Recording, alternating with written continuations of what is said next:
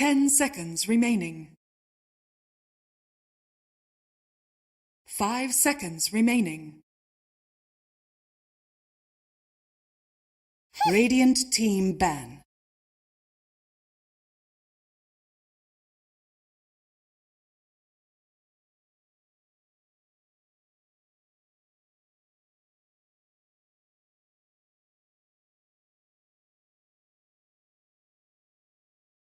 Ten seconds remaining. 5 seconds remaining. Team Liquid's turn to pick.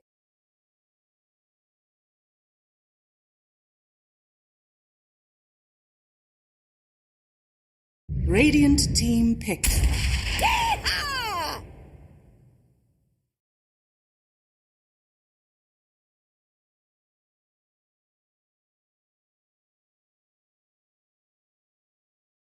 Game 1 of Team Nigma versus Team Liquid.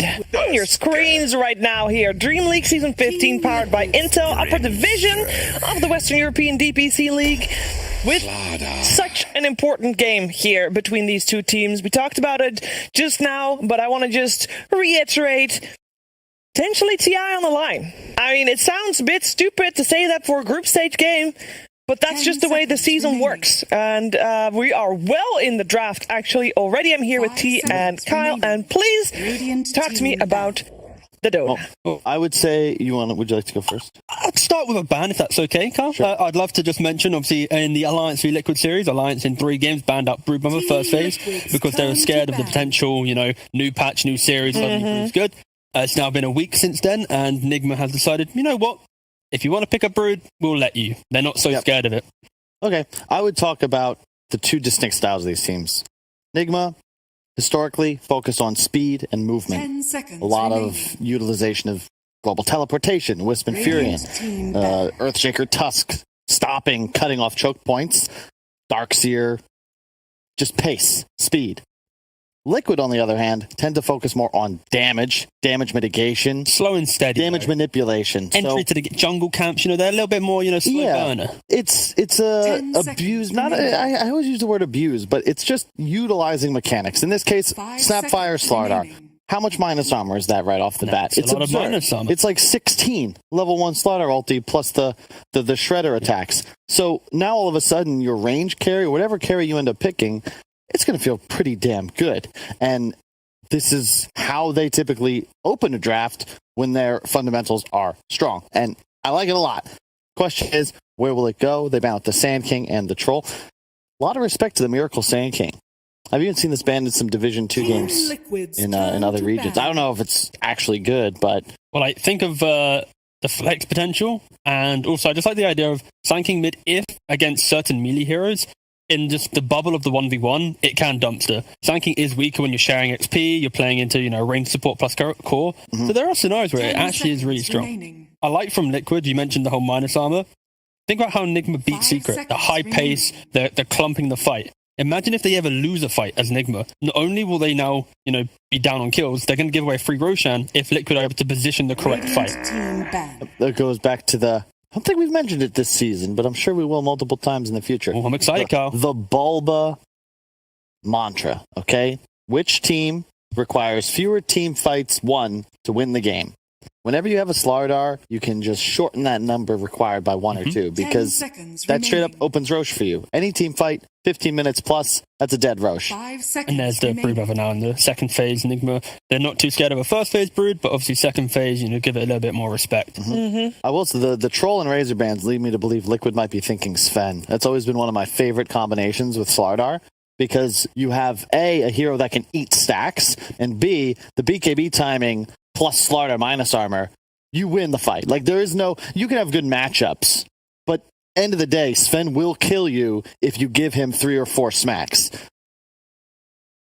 And we know that Team Liquid likes the Sven. Mickey likes the Sven. They do indeed. PA is also a definite possibility, but I don't think they would have banned Razor if that was the case, although they could also just respect the safe lane Razor.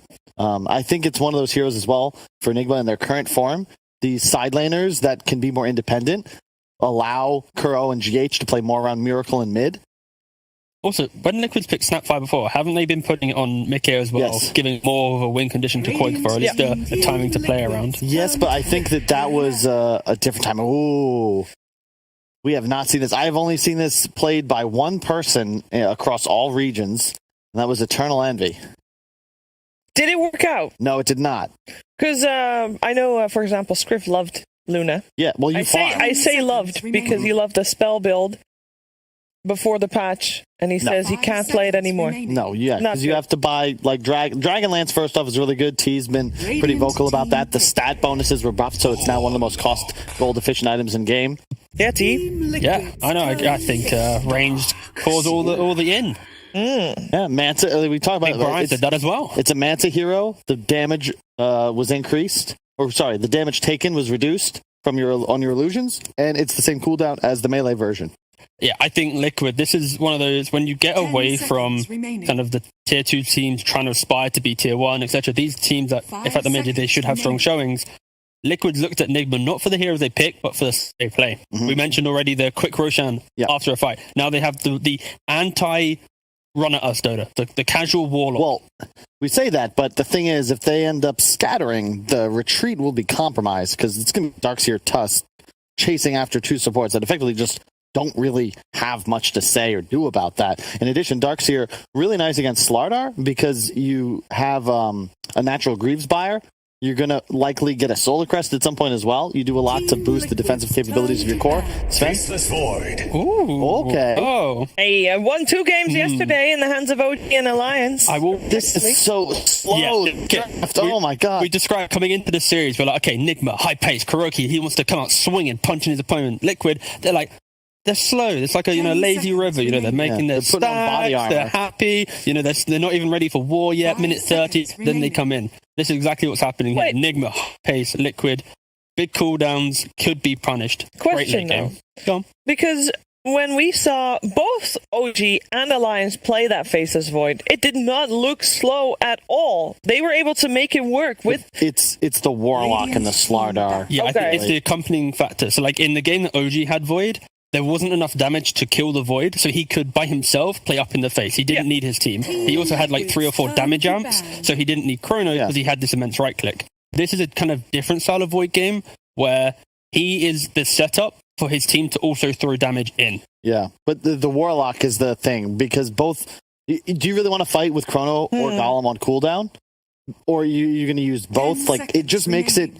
really complicated for Liquid, unless their mid hero 5 seconds is perfect, remaining. and they will have to pick first out of this phase, but it has to be something with no No it cooldowns. can't run on gas. All right, we don't got time to fuel up. We need this to be solar powered at all times, running on runes, so that they don't need huge cooldowns for every single play that they make. I'll translate that for you in chat. That is a mid hero that likes to take fights, not farm the jungle, look towards his opponent's side of the map, not towards his own. Lena, perhaps, would be wouldn't be bad. Radiant It's nice team as well to have a ranged hero to utilize Slardar's minus armor. It's not the greatest if you have a Void, because it's harder for him to stick to the target. You can't swap as effectively. Something like Alina, you have no problems. Like Slardar went for this guy, mid-fight he switches to this guy, you just start pummeling damage into him instead. 10 How about just like a seconds remaining. casual Pangolier or something? Just like a super Ugh. fight heavy. For Liquid? seconds. Yeah, then you don't die to the Tusk rotations. Obviously, into Grimstroke, it doesn't feel too I good. can't. Yeah, into Grimstroke, and also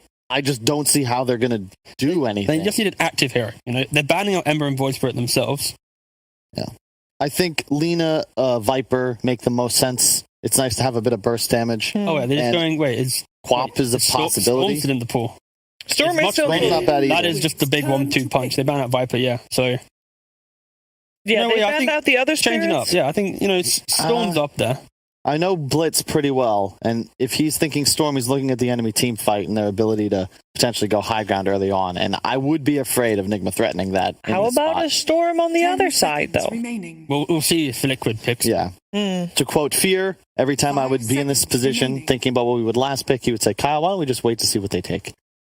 Yeah, no, I like that. Yeah, can't be wrong if you don't predict. Which was kind of annoying, because I like to talk, and You do. I just had to sit on my hands for 2 minutes. Oh, please, sit on your hands, Carl.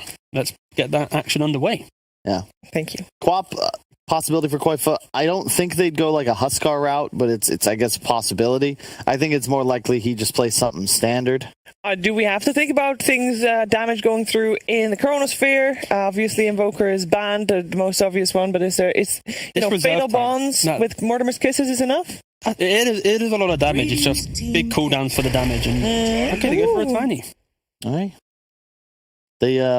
I wish I was working yesterday. I would have said, when in doubt, I was gonna and say. if you have Limp on your team, if that box is checked, pick Limp Tiny. Well, I mean- Liquid try the same strat here for Koifa. Void, Tiny, and Snap were on the winning team on the side of Alliance in Game 10 2 seconds yesterday. remaining. Only differences are the Timber and Rubik replaced by the Warlock and good- Slardar. seconds The good thing about this remaining. tiny pick is, if you emulate the style of gameplay that Topson does, for example, where you're just playing into your enemy jungle, non-stop tossing people, you're disrupting Nigma's ability to just group up cleanly as 5, it buys time for a Void, a Warlock to get entry into the game. So yeah, I like the idea if it is a core tiny. Yeah. If they flex Snapfire to core, Yeah, maybe not they so can much. swap it, right? They can, Still they open.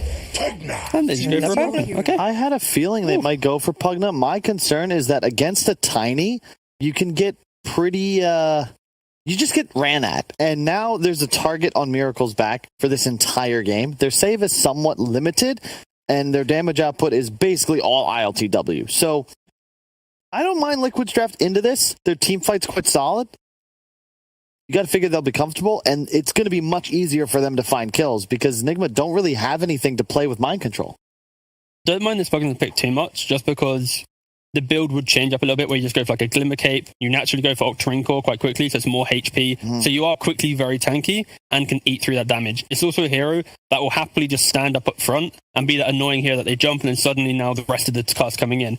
It is just Nigma are playing for that timing. Like we literally we describe these teams as full on aggression and then stack camps, wait, play later. It's why Liquid wins games, 35, 40 minutes plus, and Nigma win games much earlier. So I think that the tale of two stories. That'll be the story, I think, of this game because if you chrono anybody but Pugna, they're going to get decrept. The Slaughter amp, like all the damage disappears.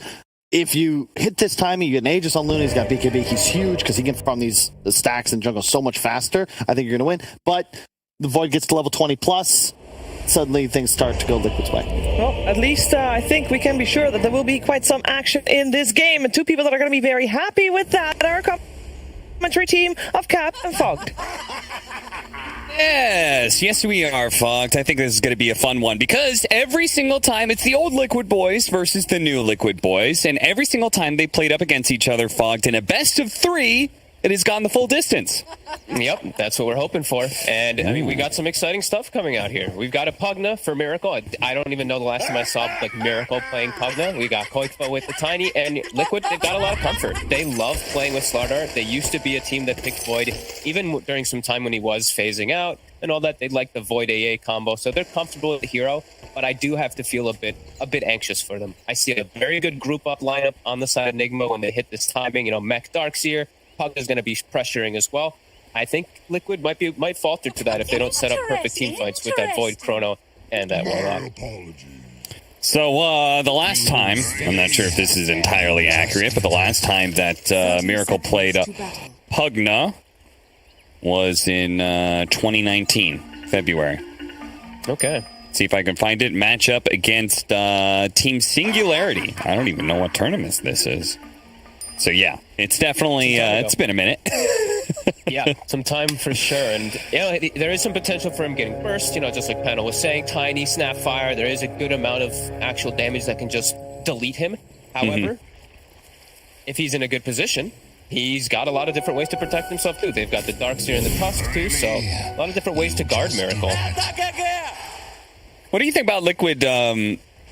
I feel like this game represents a change of pace from them, considering what they were running at the Singapore Major, which was like 3 semi-cores, a very fast lineup that usually would get outscaled. Here, they've got Slardar Void. I feel like this is kind of somewhat epitome of late game. They're actually giving Mickey a hard carry to play off of rather than their usual shenanigans. No, I absolutely agree. That's why I was saying, I feel like they're going back to their old forms of, all right, let's look for these big fights rather than this constant aggression and just having stable Mickey on, a jug or something like that. Seeing Mickey eats the whole tag team, gets a nice little time off to start off. So, haven't been seeing too much of these double melee with the Darkseers. It's not been doing badly. Just it takes time to be able to build up that pressure. So, glad to see teams are still willing to go for it.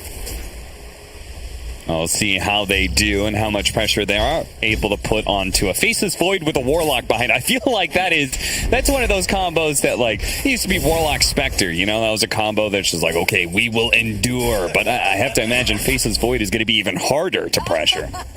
Yeah, I'm trying to remember the bans because they picked Warlock and then Nigma picked Darkseer right after. So maybe they were going for okay, if you go for the Spectre, we're going to be able to have our own Spectre later on too and stuff like that. And Darkseer versus Spectre might not be that bad. But they actually go for Void instead, so some switch up perhaps. I can tell you that Spectre was not banned. Okay. So it was still out there. Nigma did opt to take the much faster rune. I'm super interested to see this Luna at work and whether or not we're going to see the shard pickup. Do you think that's legit? I think with Grimstroke it is. Okay. You can get the double bounces in bottom. Speaking of the Luna. Getting very, very low. ILTW. Be okay though. Nope. We have to mention the power of this lane, right? Snapfire, I know we've all been talking about how it's kind of been moving to that 5 position exclusively, but Damn, with Slardar, this actually sounds like a pretty hot lane. Level 3 comes around, 100 bonus damage, -8 armor. They're going to pack a punch onto this Luna, even if she is one of the higher armor heroes in the game early on. Yeah, it'd be a lot easier if she was a higher ranged hero, right? But the fact that she's got that short range means that at any point in time, she's within cookie hopping distance. And we're seeing that effect already. Like, ILTW's only got 5 last hits right now. And the Slardar's already up to that 10. Taiga and Boxy doing a great job. Very comfortable. As we know, Boxy absolutely loves Slardar, even when it's not meta. He's been playing it. And I'm going to be continuing looking at mid. I think this is where it's going to start getting quite difficult for Koikfa. He's going to have to spend a lot on regen. And this is where Miracle Pugna is able to start applying crazy amounts of pressure, really. And perhaps even stealing the bounty rune if he pushes it in, going to the opposing side. Yeah, you could already see Koifa like faring in regen because he knows he's going to be pressured really heavily and he can't afford to just be backed out of the lane. Otherwise, he's going to lose his tower super early. Oh, is Kuro's doing the move. So he's actually the one invading on the Grimstroke to try to steal this bounty run away. Or secure it at least with Miracle. Deny it from Koikfa. Oh, they're going to sandwich him maybe. Koifa, oh, he's going up that high ground. Now he's dead. He's dead, and he's not even going to get the bounty rune for these efforts. Great move from Kuro. And I'm sure Koifa is probably talking to his teammates going, guys, did you know he was missing? Did you know he wasn't in lane anymore? And Sania, meanwhile, he's also going to go down. Mickey is going to try and finally does manage to get the bash. He'll take off some of the damage that he received, so support's being traded out in the top lane. That's huge. Right, the Luna's not farming great anyway. Kuro makes a heads-up move, shuts down Koifa, enables Miracle, and as you said, that's already a tough lane for Koifa. He's going to start really falling behind. The tower pressure is going to start coming out bottom. Oh, still got him with the cookie, and the vision will allow them to be able to get the final blow onto Kuro. So a little bit of vengeance for what happened to Koifa earlier. Speaking of Koifa. Miracle just, let's see what he's running. He's not going to be able to stop it. Pugna will be able to secure himself that water rune. I was a bit worried because I see the boots on the Pugna. You get 375 mood speed, 300 mood speed, tiny. Okay, the rune at least. Yeah, they don't really have the best heroes to rotate around. Time Walk pulled back into his doom. What a combo from Nigma, and they're going to keep the chase up. They do not want to let Insania get the experience for this creep wave, and they'd love to have the extra kill as well. Insania, having no tangos to be able to juke his way around here, should be kind of stuck and slowly burnt out. Things going very well for Nigma in this Game 1 early laning phase. Yeah, even with that bottle, we saw GH takes the bottle from my control, grabs the bounty rune earlier. That's why they have so much mana up here to be able to apply that pressure onto the Void. Yeah, works out. Luna's still getting pressured. ILTW, he still is suffering quite a lot here, but some nice big moves from Nigma. Do you think for these kills they can afford for the Luna to have the worst laning phase up there, 2-3 clips rather? We're probably going to see him go down again here. They're going to rely on the Inkswell stun to be able to get ILTW out of here. Boxy not going to go chase him down and let the Luna live for now. I think they can, just because you can... I see he already put the second point in his Lunar Blessing, which might hurt that he didn't save the point for the Glaives, but he can just go Glaive build, and the team, right, the Nigma lineup, they can fight as 4. They don't need the Luna in all these instances, and they can pick and choose their battles, right? Like Liquid, when they know Chronosphere is up, when they know Snapfire ult is up, when they know Kato Offering's up, they're not going to just run into them as 4. They got to, just play smartly around that if the Luna's catching up. Yeah, big difference from, say, the Faceless Void, who, maybe top of CS, but he's also being pressured a bit, having that death. This is a hero that, in some ways, needs to have a good laning phase, right? Because you're way back into the game. You don't have that flash farming mechanism. Yeah. You have to, if you want to get back into the game, you have bad laning phase, you have to get good Chronospheres. You have to actually fight to get back in. Yeah, no, absolutely. He does it. He has excellent... they have excellent ways with that Chrono, absolutely. Just have to be sure they get the right targets inside it. They have to catch Miracle, for the most part, inside that Chrono, all game, or he's just going to turn it quite quickly. Well, we did say, I heard the panel talk about the Decrepify, but it's a little different when you've got a huge amount of magic damage you throw inside the Chronosphere, right? I'm not sure if Decrepify is a good idea when there's a Snapfire on the side. Snowball, that's going to stop Boxy's TP. He thought he was going to be home free with the Lucent Beam used, but ILTW, he's laughing because he knew there was a trap card in play here. And he actually, he puts the third point in the Blessing, so he just wants to have that high damage when they do rotate to his lane. I mean, if they're grouped up, that build is going to be that much stronger, right? Everybody's going to have that extra 25.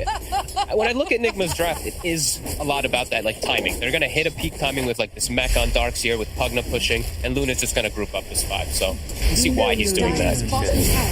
And how do you, as Liquid, break that 5-man? Like, the obvious thing is, like, okay, get a good team fight in. But do you feel like they're going to get to a point where they can't fight? They just have to dodge and split push? They're just gonna have to play really according to these cooldowns. It's like, and it's gonna be really dependent on how Mickey gets the setup, because he really is gonna be the majority of that setup. Since his, I mean, I wanted to say Koifa was struggling. Koifa's actually doing decent. Yeah. But it's gonna be a lot of pressure on Mickey to just land that, just land it on like 2 or 3 heroes. Hey, they have fun too. At least we have got Tiny. Like Koifa, when he gets blinked, he can toss heroes into the chrono, as we used to see. Yeah, that's true. 5-2, as you said. Koifa doing better than expected, considering he got ganked and killed early on. Same goes with Mickey, who's actually top net worth right now, even though he did die early on. That is kind of what we were saying from the beginning, is that in comparison, Mickey's doing very well because ILTW was pressured so much in lane. Speaking of this pressure, we see GH as well as Kuroki kind of setting up around mid. Taiga wants to slow down this tower push because mid tower, it's a blaster too. It's a blast and a half from death. Are they really going to go for this? I feel like if you use the chrono early, that may just be Nigma straight up pushing down your towers with that cooldown up. But let's see. They're going to try for it. And I feel like you've committed so much. Time walk back down. Cookie Hop gets on top of him. Still hoping for a bash here. And he finally does get it, and they won't have to expand the Chronosphere. Meanwhile, bottom lane, Boxy in some trouble here. But, oh, nice snowball. Great reaction there from GH as he gets out of the avalanche. But won't be able to get away from the toss of Boxy. And they're going to try and burst him down before he can get anything else off. Nigma are going to have to retreat here and probably going to lose Kura on their way out. A Chronosphere is going to be used on the mid lane at the same time. Liquid may have a slower lineup here, but they're going to be keeping their fast pace, getting kills in all 3 lanes. Great moves, great rotation. And the whole team swinging over to get mind control actually causes them to be able to swing and catch Urkel in the mid lane. Mickey getting a heads up move with his chrono. And that's pre-6 on Taiga. Now he'll have Mortimer kisses for the next fight too. Some really heads up moves coming up from Liquid. And Koikfa should now be enabled to get a pretty damn good timing on this Blink Dagger off of that. Yeah, certainly. That being said, it did come at a trade-off, right? The reason Miracle is so far forward, he's taking that mid tower before 10 minutes. Now he's going to have a lot of options to be able to move around the map and just continue pressuring and getting that extra gold. You know, this tower gold, it does add up quite quickly when you are playing with this type of early-centric draft with like Luna, Darkseer, Pugna pushing. We'll get some good timings on. It looks like it's going to be actually a pipe first on the Darkseer. Okay. Do you agree with that? The magic damage being the biggest threat in this game right now? Yeah, just because they have Decrep. Decrep is going to be able to save versus most of those others. And just tanking like the tiny combos. Like if everybody, I'm like clicking around looking at the heroes. Like who's got raindrops? Who's prepared for those tiny combos? Yeah. All right, well, ILTW will certainly have a lot of space to work with all these early towers being taken. Let's see how well he recovers. And it's just the 1 point in beam. It's just 1-3-3, so now he's got almost the max glaives. They're going to be giving him the majority of the safe farm on his side of the map wall. We see Miracle and Mind Control both try to apply as much pressure as possible, especially now that Chrono's down. But they have to be wary. Koikba, he's got the blink. It's really early. Yeah, it is, and they've already smoked up Koifa and Haiga. 2 playmakers of the team. They're going to be able to find Miracle, get on top of him. They're going to make sure to use the Mortimer's kisses. They want to take absolutely no chance that Miracle can get away. They want to make sure he dies. And Mind Control coverage that they have right now is perfect. Yeah, an Arcane Rune. Mind Control, he knows that he's been totally caught. He just tries to throw it down the wall, but that's about as best as he can do here. GH is still looking for a fight because he has the Grimstroke behind him, but I feel like this is a little scary. All right, he will get away. He's just shy. It's like 5 mana short of having the Avalanche as well, through this Arcane Rune, almost getting them 3 kills consecutively. But ward coverage, you know, they see Miracle playing a little bit too far up. They see the Darkseer also isolated. And Boxy, he's living the dream during those moves. He actually just farms Ancients, farms the hard camp, and now he's got a Blink too. So double Blink Initiators and a Chrono. Liquid have hit quite a good timing here. actually feel like that's a very underrated and under talked about skill, is the ability for a 5 position, whatever warder you have, to be able to read where the pressure is going to be able to come in. Okay, we're going to be losing our mid tower. We're going to be losing our top tower. Getting defensive vision down preemptively. And that does allow you to be able to find a kill like Miracle there. And just being set up for it too. You know, just Taiga kind of chilling in the area, waiting for an opportunity. Liquid now. Nigma now, looking for an actual smoke rotation to try to slow down Mickey, because he's starting to get a bit too much farm. You know, he's getting all these kills, he's not getting pressured almost at all. Oh, big kill. If they can get it, the silence is going to go out. Mickey can't actually get rid of that silence because of the Decrepify, a nasty combo that we've seen a number of times before. And Nigma put it to good use here. I really love Grimstroke Pugna in just multiple different forms of combos too, right? The double decrep, double drain, the decrep plus that Phantom's always fun. Yeah. As Nigma will get some pressure out, but Liquid, they're also going to probably be able to just take out the bottom tower in the meanwhile.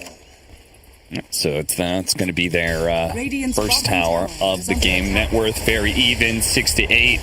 Nigma doing about, like, I don't know, you probably put this game 50-50, right? Like, Nigma is doing what they need to do, but the pressure is on them to take more and more map control. Absolutely. I'd maybe give like a slight favor to Liquid, just because like these blinks are so early. Like some 13-minute blinks on both mid and the off laner. Your faceless void lane is doing like quite well too. So maybe giving them the slight edge, as they do have that crazy scaling potential. Oh, missed out with the stun there. The TP is going to be coming in for the Tiny. GH is surely caught here. No way out for him. The damage that's going to be coming out, this minus armor is going to start. It's going to be ridiculous whenever they connect. The Solar Crest almost done for Taiga. Yeah, and I think one big point is if you, as Nigma, lose too many heroes in a row, they can actually take Roshan from you. And that is like a big momentum staller right there. If the enemy team that is the better late game picks up the Aegis, that's rough. Okay, and they actually get the pickup. Oh, they got him again. He gets there.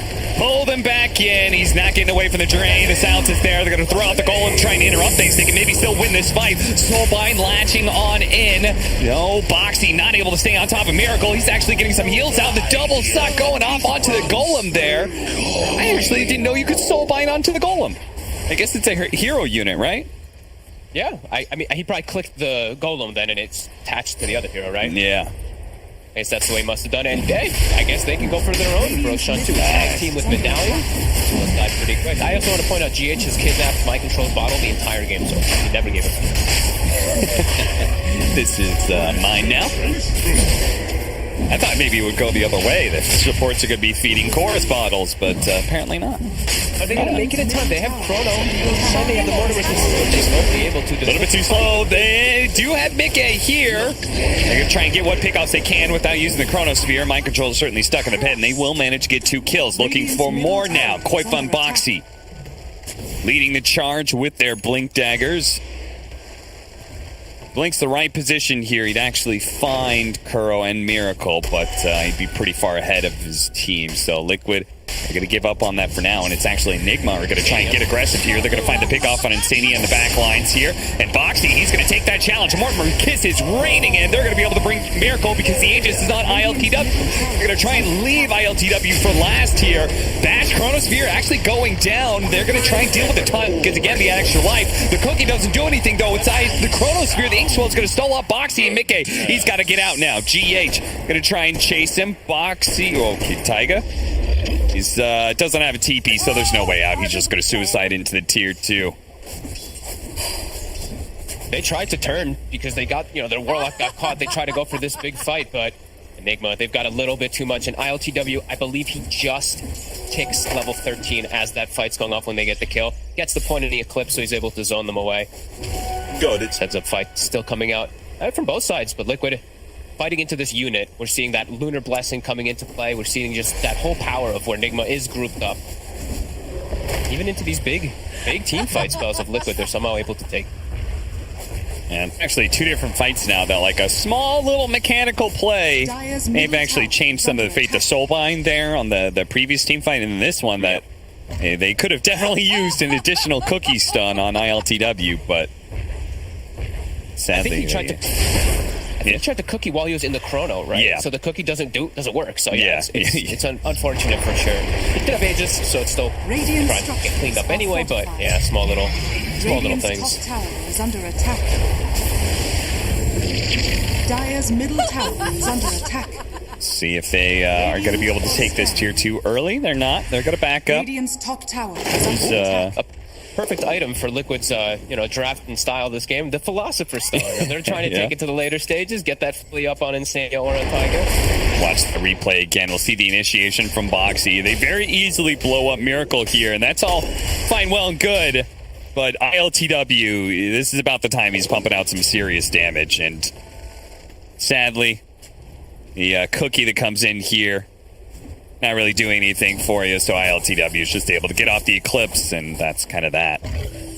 Yeah, I do want to point out just the distance that Nigma can poke and prod from. Lucent Beam, they've got the Stroke of Fate, the Pugna Blast, so many spells they can shoot from the distances. Insania trying to de-ward there for a moment. And yeah, Kuroki's skill build this game. Since he has a ranged carry, even though he has Tusk, he only has the 1 point in Inkswell. He's got 4 points in Stroke for that range spam that they've been doing, and then the Phantom's Embrace, which is so efficient versus Void.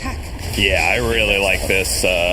He's got the Decrepify. The Rend damage is really insane, especially the Decrepify when it goes off. So I do like this choice quite a bit from him. Yeah, even the talent. Like, if he chooses to take the DPS talent, it's like 780 damage when it's maxed out on Phantom. It's one of the higher burst damages in the game, but I don't think I've seen like anyone take it because the other one's just so value. Yeah. So we have Liquid. They hit a timing. They got their blink daggers. They took, one, maybe two okay fights, but now it feels like that timing's gone. And I'm presuming the next timing is BKBs. I mean, that Faceless Void feels like it needs one really badly. Oh god, he's going for the S and Y because he's probably just feeling like the leash and all this is going to be just devastating for him, even if he has BKB, because he's playing versus that Grimstroke. But yeah, it's going to be some tough moments for Liquid, as this is like the peak time. Aegis, you've got your group up with Luna, with Pugna, with Darkseer. Like, these heroes all just, they work so well together. They just have to make sure they're not clumped. The only way Liquid can really take this big fight is a humongous chrono that just lands the whole entire combo. But if they pick a fight where they're not all together, like exactly at the same time, Nigma's just gonna like insta-kill one hero and move on to the next very quickly. All right, well, 1 more minute left for that Aegis, and you can take the outpost. Yep. They want, as they've already taken that mid lane. Not that they need it before 20 minutes, of course, but the passive experience is always nice. Watching Sania. Just very easily 100 to 0'd. Yep. And that actually, I did notice, GH got the Blink Dagger off that kill too. So now, easier forms of initiation for Nigma. Liquid still has a lot of ways to be able to get onto these targets, but now there's a save and an initiation for Nigma that's going to make it quite a lot harder. Tried to vacuum him back in. Nigma. It's kind of that awkward position where you almost want to go high ground just to try and force people back, but it's also inherently very dangerous to even approach that area. So they're not going to go high ground. Liquid are going to be allowed to maintain their current positioning, which is cores farming up side lanes and generally trying to stay off map. I think going high ground whenever you're versus Tiny is always quite scary. You get like one toss back, you have to make the decision. Do we help him or do we ditch him? Look at this triangle vision. They had vision on their own triangle. Again, a great warding technique of just like knowing they're going to be pressuring their side of the map. They have to play side lanes and they have to try and farm somewhere else. Let's get some really nice defensive vision to be able to spot that. Unfortunately, it doesn't actually scale out on a kill here, but Mickey is going to be forced out of that position, rooted away to his side. Taiga, nice deny there on the DD with a little shredder. Aegis does get reclaimed. Nigma does sweep them out of their triangle. So now Mickey has to farm in a more defensive position. And Nigma now can probably look to just like claim areas around their wards, just keep protecting their wards, just playing around those. While we do see Liquid just kind of playing in the dark. They only have that one ward down on the bottom right side, and I think the one in the river, which is soon expiring. So map is not the safest for them. so I just did my own little in-person replay, and I watched Kuro, and he did actually click Soulbind on Boxy earlier, and it just automatically latched onto the golem. So that's really cool. I did not know that. Yeah, there's a lot of times in where I've seen people like you click it on a hero and then you click it on an illusion and it latches to the hero, but Yeah. with the golem it's just full hero unit. That's really cool. yeah, that's pretty interesting. 5-man smoke up from Liquid, and no Aegis on ILTW. They get the right Chronosphere here. Maybe they can change. Fortunate it's fine. They're going to be able to get it immediately. The Mortimer's Kisses are raining in. They're going to try and burst down ILTW as quick as possible. The Mortimer's Kisses run out as the Tusk was able to stall that out. ILTW, a sliver of HP, and he finally does go down. Micah put him back into the wall, but he's certainly dead here unless he gets super lucky and jukes all this out. Into the trees he goes, hiding away, but Koifa, like a bloodhound, sniffs him out into the trees. 4 kills for Liquid off of that team fight. Nigma caught with their pants down, not fully ready with that positioning there. They lose the Luna very early on. The Grimstroke gets popped by Koifa. Just a perfect wraparound. Liquid reading this scenario perfectly. That one ward that they had in the river actually kind of caused all that because they saw Nigma swimming up and getting that setup there, so they're able to get the wraparound. Now, though, they did expend like everything. So now it's going to be up to Nigma to punish that themselves. And they're going to smoke immediately. How far do you push this? Like, if you don't find the team fight, do you try and poke at a high ground, or what do you do? They're going to find Taiga with the smoke. Not a core kill, so it's okay. I think you're just swinging for kills. With this trio, or maybe even with the 4 of them, you just swing for kills. Okay. And the Luna just deals with pushing out the lanes at the moment. Just keep looking to just claim any type of advantage. Claiming triangle is still a little bit scary, but if they're willing to try, they still have a good opportunity. And it looks like they're actually going to try. Well, you called it. They smoked, found a kill. Smoke, go again. Boxy blinking into the river here. He's going to be chased down, pulled back in by the vacuum as well. So, 1 pick-off becomes 2. Nigma keeping up the pace here.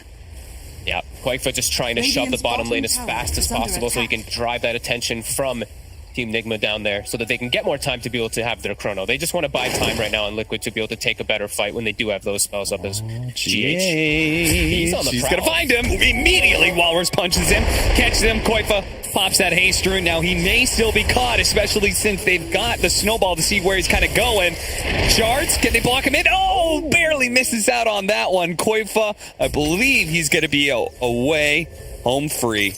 Blinks, TP's out. Very nicely done by him. So it does create a little space.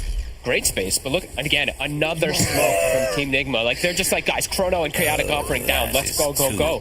Did they save all of their, like, how many times do you have 3 smokes available? I feel like they almost saved them intentionally for when these abilities were going to be on cooldown, as they're going to find Taiga once again. Okay. Rosh in about a minute as well, so Liquid will have, all their ults are going to be up for that Rosh fight, but Nigma have effectively punished it. How many kills did they actually get there? They got 3. They got 2 on Taiga, 1 on Boxy. They missed out on the Koifa kill, obviously. So pretty good for them. Yeah, not bad. I'll pick up the shard pickup for Insania. See Mickey with the Scotty next item. I believe. Does Luna have her BKB? She does. She's okay. Very farmed, almost level 18 too. Mickey has hit 18, though, so he's a little bit ahead on that front at least. And he does have protection. He does have Manta to at least cover him a little bit versus like the Phantoms and the Silences and the Decreps and all that will be annoying him a lot. Okay, Miracle, so he's gone all positions. Okay? Octarine to tank up and just how valuable the item is because it builds up from that Aether Lens and then Blink. Yeah. Radiant are scanning. And he's able to go back for a Glimmer Cape. We saw there the difference in the gold that they're getting from these bounty runes. Nigma, they're up by 5k. Half of that is purely coming from the fact that they have gotten a lot more bounty runes than Liquid, obviously from all that map control they've got. Yep. Liquid now, BKB's up on Boxy, so he has a much easier time just getting into the backlines, which, you know, if we see Liquid get to hit their spells properly, when they can get these opportunities to wrap around, they still have good shots in the fight. It's a lot harder for them to actually get through this annoying Darkseer who runs right into the front most of the time. Yeah, mind control is currently trying to do that exact job, just kind of like running interference, being on the front, Liquid, they're going to actually try and walking in. sneak on by here. They know they're coming, though. They're immediately going to get a stun off. Mickey's going to be silenced here. Mickey in a bit of trouble. He's going to pop the Manta, and it goes back for mind control while Boxy ended up going in. GH is trying to finish off Taiga here, but the heal is going to prevent that as he's going to be left on the river side of things, while Boxy, he's been creating a ton of space there. Everybody else was pushed away from this engagement. Even the buyback coming in from mind control because they know they really cannot afford to give up this Roshan. Mickey just puts his body out there. He's like, all right, my control wants to be a tanky boy. I'm way tankier as this boy. 2,800 HP. He's also got the Nether Shock. He runs in, gives so much information for his team, and they don't have to use any ults. So now for this next fight, they have that, and they know my control does not have buyback. They catch this Darkseer. That will break most of the team fight that's coming out from Nigma, because he is so crucial to Nigma's team fight. Yeah, pretty good play by Mika, as you said, both of the positioning, and he seems to be holding on to the Chronosphere a lot. He is just not expending that very easily. I think the only time he's really been using it, right, was the Miracle Kill mid and then ILTW, those other times. He's got his target priority for sure. Liquid.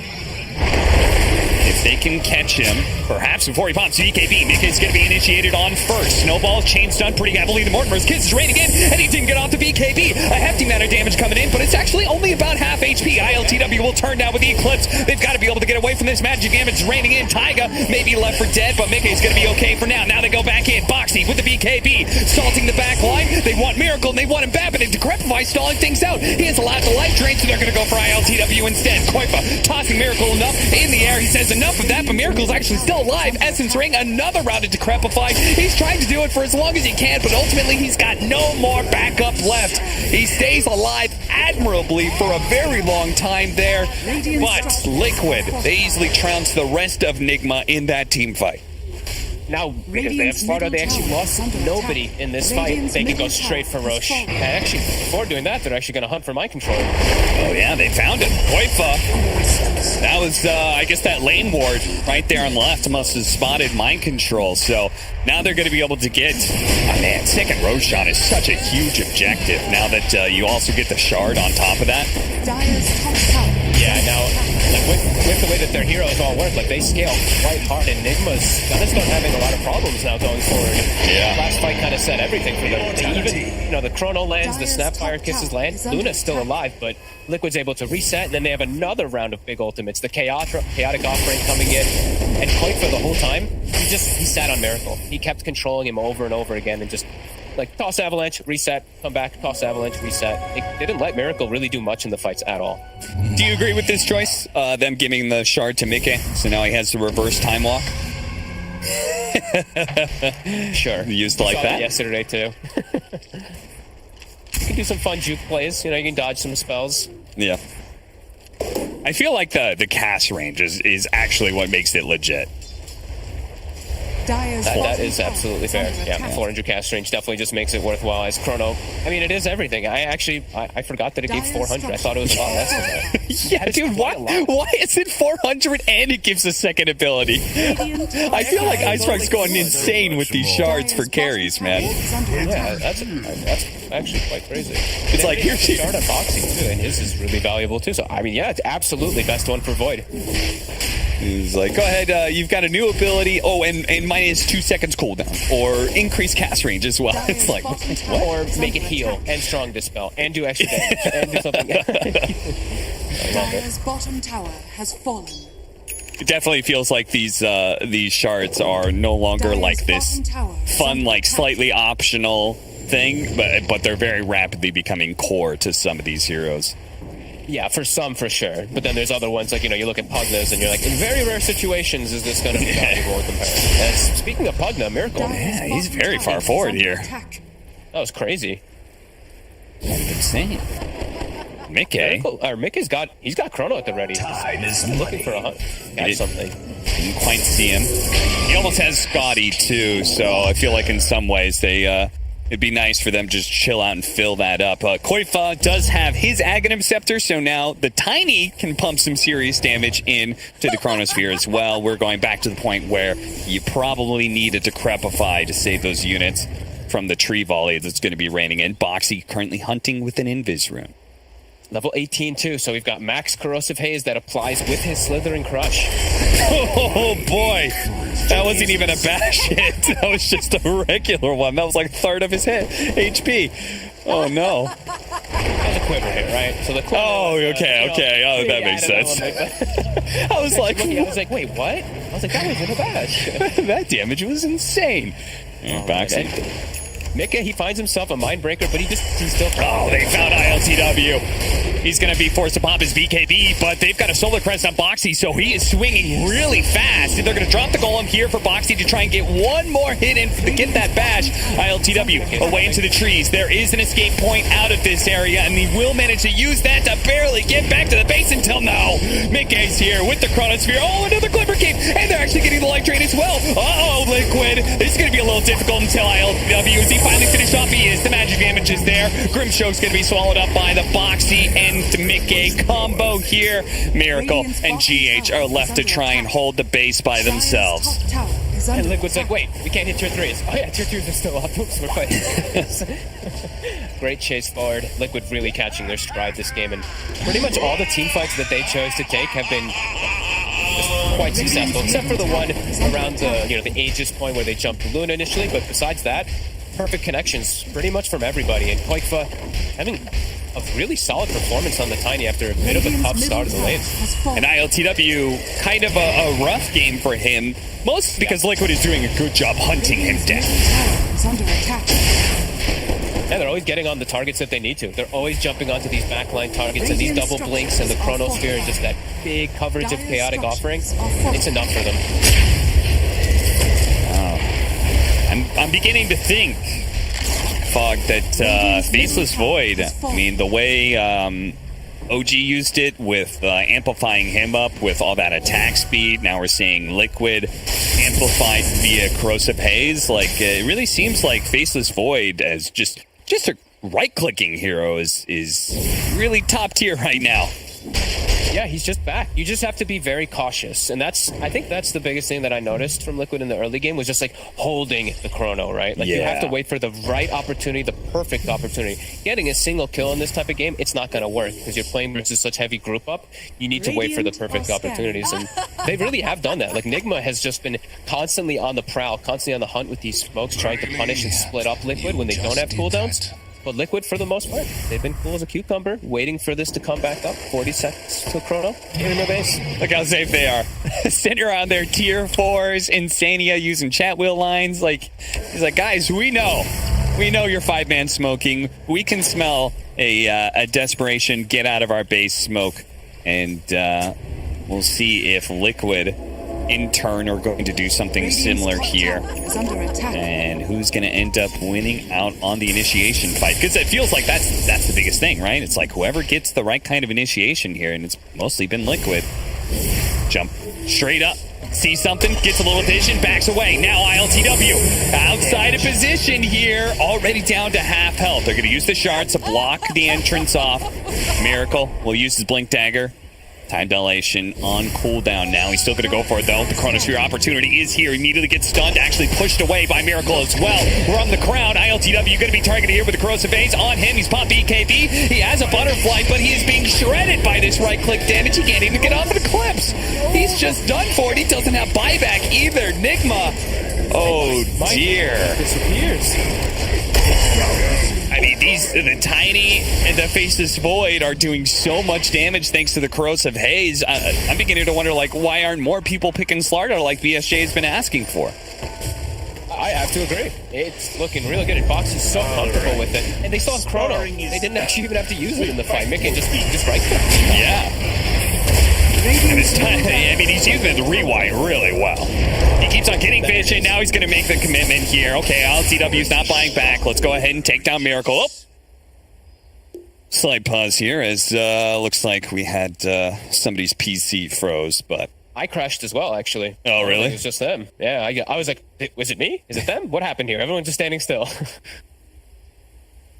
Well, I have to wonder if Nigma are perhaps considering a GG call. They still have the tier 2s up on the side lanes here, so even, they're going to lose this fight and stuff, and they're probably going to give up their mid lane of barracks, but they can hold on if they want to and see if Liquid wants to hit some tier 4s or something like that. They've fully lost their stride in this game. They Liquid just have cruised in these last few, 3-4 team fights in a row. Make it just, he's too tanky. He's too big. The fact that your Void can just time walk in over and over again like this and you can't punish it, this says everything. It's a 4,000 health Void with a cheese. Yeah, I like his build too. It's a very tanky build, right? He built Manta to help deal with the Phantom's Embrace and the Decrepify. Just a value Sange to be able to deal with various stuns, nice status resistance, and now a Scotty. So 4,000 HP almost. Yeah, it looked a little scary, right? Because he went Maelstrom and then he went Sage and he got killed twice and they went S and Y. But then when he disassembles, it all starts to make a lot of sense. This is some good stuff from Liquid, just being able to take this fight. And Nigma, this was a very timing-based lineup that they wanted to get an advantage and keep pressing that advantage, but Liquid didn't really ever allow that to happen. I think the highest it ever went was, 5k gold lead? I don't think the experience ever even went into Nigma's favor. So, yeah, Liquid taking all these heads-up fights, and it's around that vision, right? I noticed a few times they did have vision where they got these big wraparounds was huge for them. Yeah, certainly. It also feels like Luna is just... Am I wrong in saying I feel like she's pretty hard countered by just having these... Corrosive Haze makes it so... her one idea is okay, she at least has a lot of agility, even if her HP pool is squishy. But then, that all gets taken away, so she's being shredded by physical damage. Yeah, it still feels like the same problems that Luna's always had, at least from what I'm seeing in this game, right? You're kind of fragile. You're this carry hero that if you get collapsed on, which it's gonna happen, you're gonna get collapsed on, especially from this trap. You kind of still just die. You have to be playing at such a far advantage. It feels... I don't even know if he was actually ahead of Void almost at all this game, right? He was actually neck and neck. Mickey kept up with him in line. Yeah, it helped that Mickey was able to exit the laning phase top net worth, and then he didn't really get picked off.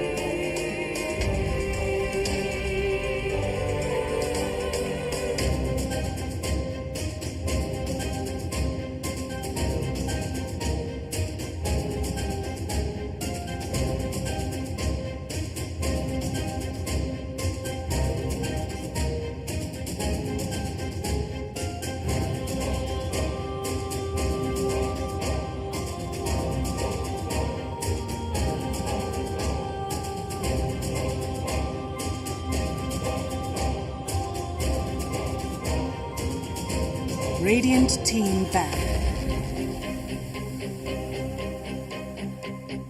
Team Liquid's turn to ban. Radiant Team Liquid's turn Radiant to ban. Team ban.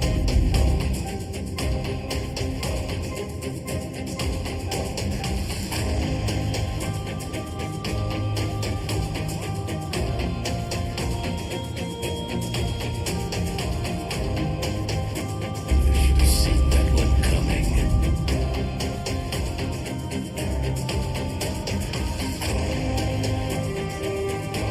10 seconds remaining. 5 seconds remaining. Team Liquid's turn to ban. Radiant team pick.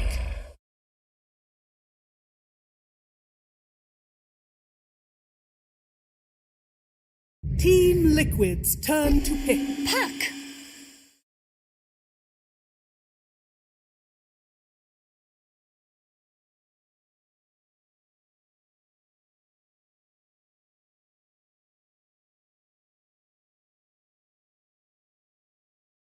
Ten seconds remaining. For the second game of this best of three between Team Nigma and Team Liquid, we would like Team Nigma to step it up a bit. We would like them to play fast. We would like them to play the way that they did when they beat Team Secret last Saturday. We know they can do it, but maybe it's just Team Liquid. They're just preventing the team from playing fast. It could be as simple as that. It could be all related to draft. Speaking of draft, we got one for you here too for game 2. I'm here with Kyle and T-Gov, and yeah, we were well on our way. We got another Warlock, Sand King coming out as well, so we got one more combo going. Would imagine some Darkseers being banned here too, maybe. We shall see. We shall see.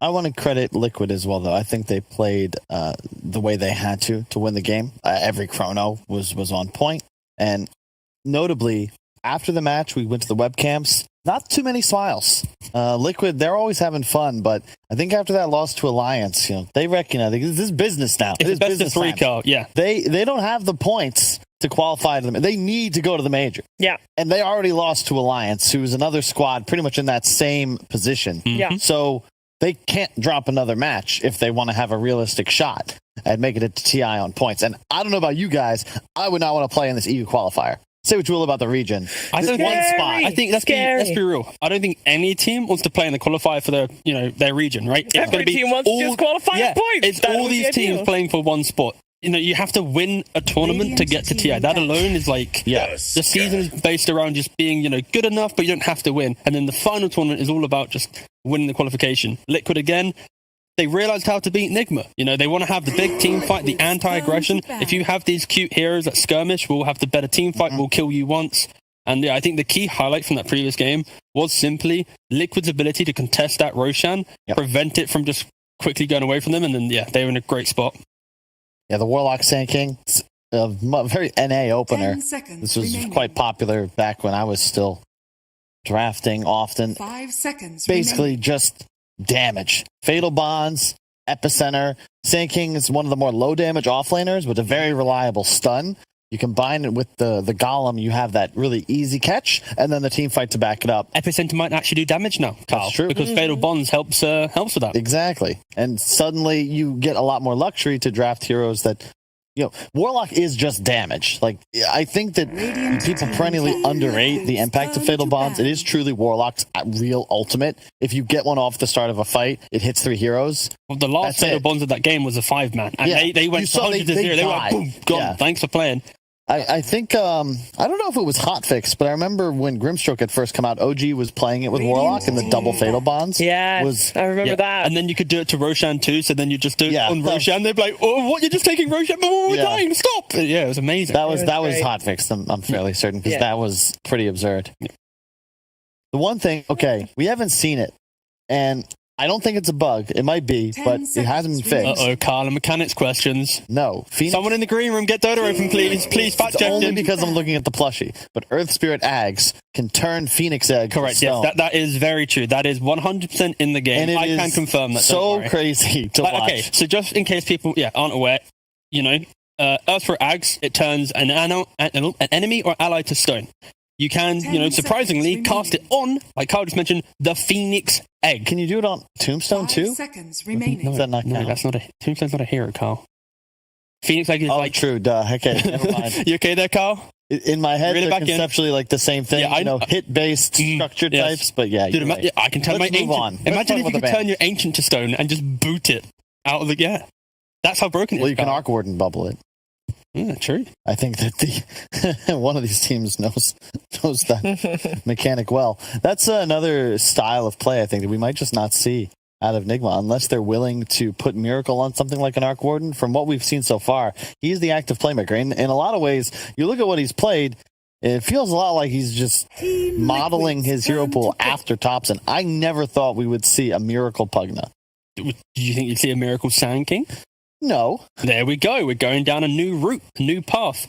And we haven't mentioned it yet, but the puck, of course, now because Nigma was first pick, Liquid had to opt out to ban the IO and the 10 Beastmaster. seconds Most of the top remaining. teams now banning out Beastmaster as a Yeah. respect of how broken it is. I wouldn't be surprised if 7.29C was to come imminently because it kind of...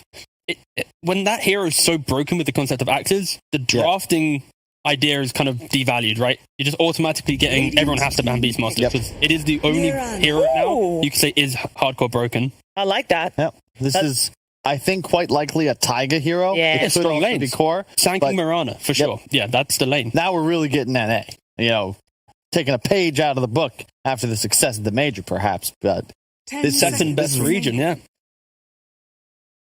this is something that 5 seconds who is remaining. it? I mean, I've seen Taiga play it on stream constantly. He just goes for an Ags rush. I think in this sort of game, Sand King might not go for a Solar Crest, so you'd go for it on the Mirana instead. But it provides a lot of nice utility too. With a Golem, you're all about getting that right fight, and having what's effectively a free smoke every 2 minutes, thanks to the Mirana ulti, is really nice to try and play the map. I think this pick's more about just like the laning pressure, right? It's the idea that when you have Sanking off lane, you need the right four to be with you, be it a Willow, be it the Mirana, Yeah. be it something to apply pressure. Because if Nigma does go for that hard carry, and there's a weaker four being played, like they can't pick like an Earth for it here or something, like this melee guy, because then it's a free game for RTW to pick anything he wants into free farm. Mm-hmm. Team Liquid's turn. Cheever's pacing around. I have got some steps to catch up on, okay, Kyle? Yeah. Ooh, I like this pick from Nigma. Gets rid of the fatal bonds that we've mentioned Yeah. so many times. Mm-hmm. So that's most likely going to be Kuro's hero, right?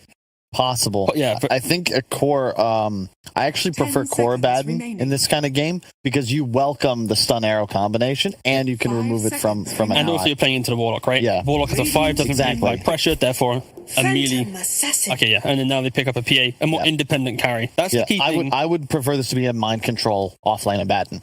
And then have like a Tusk 5 with a range carry, and then some. Sure. The thing is, when you Okay. have a Baden against Warlock, to your point, there's no pressure. You remove the Fatal Bonds or 10 the seconds offensive Shadow remaining. Word, so you can't actually take any pressure. You'd be 1v1 against this seconds PA, remaining. and likely trade, and the 4 is then free to play the map as he wishes. Yeah, it would be interesting if they were to, Tusk 5, Abaddon off lane, ranged 4, apply some pressure to PA. But again, they could easily just leave this as a casual 5 Abaddon because Sanking Murano, that lane is completely deconstructed by the shield as well. So I think realistically, we're looking at That's a good point. the obnoxious mind control hero here to play with I mean, the Tusk and have kill for You it. could That's a good point because the thing is, in the event, you could see Nigma perhaps aggro tri-laning, right? Leave your Abaddon against the double stun, but you actually don't want to do that. He Abaddon does. gets pretty bodied by a Sand King. The new Caustic, very strong. Love that pick. Okay. That is a potential 2 or 3. Very good against Sand King throughout the game. Can That's get just pressured mind- earlier on in This the is game. just mind controls here. I think it's simply put, it's you play into the PA. Normally, Timbersaws get a little bit pressured by what the 5 10 brings, but seconds again, we've mentioned remaining. Warlock defensive hero. It's going to be enabling the PA to just to exist. So, yeah, 5 this is going to be a seconds Timbersaw, remaining. soon to be level 3 or 4. Tusk now opens up his game to start applying pressure across the map. You Team banned the Liquid's Viper here turn now. to ban. They banned Lone Druid. Okay, still respecting Team Liquid and Koifa's prowess. I'd be very afraid. I think Viper and Death Prophet would round out the Liquid draft quite nicely. For Nigma, you think you want a Miracle Hero here then? Unless it's just 10 Miracle seconds. Puck. It might just be Miracle Puck. Miracle Well, they need a carry. They Because still need RTW if you carry. guys want to have 5 Abaddon as a seconds core, remaining.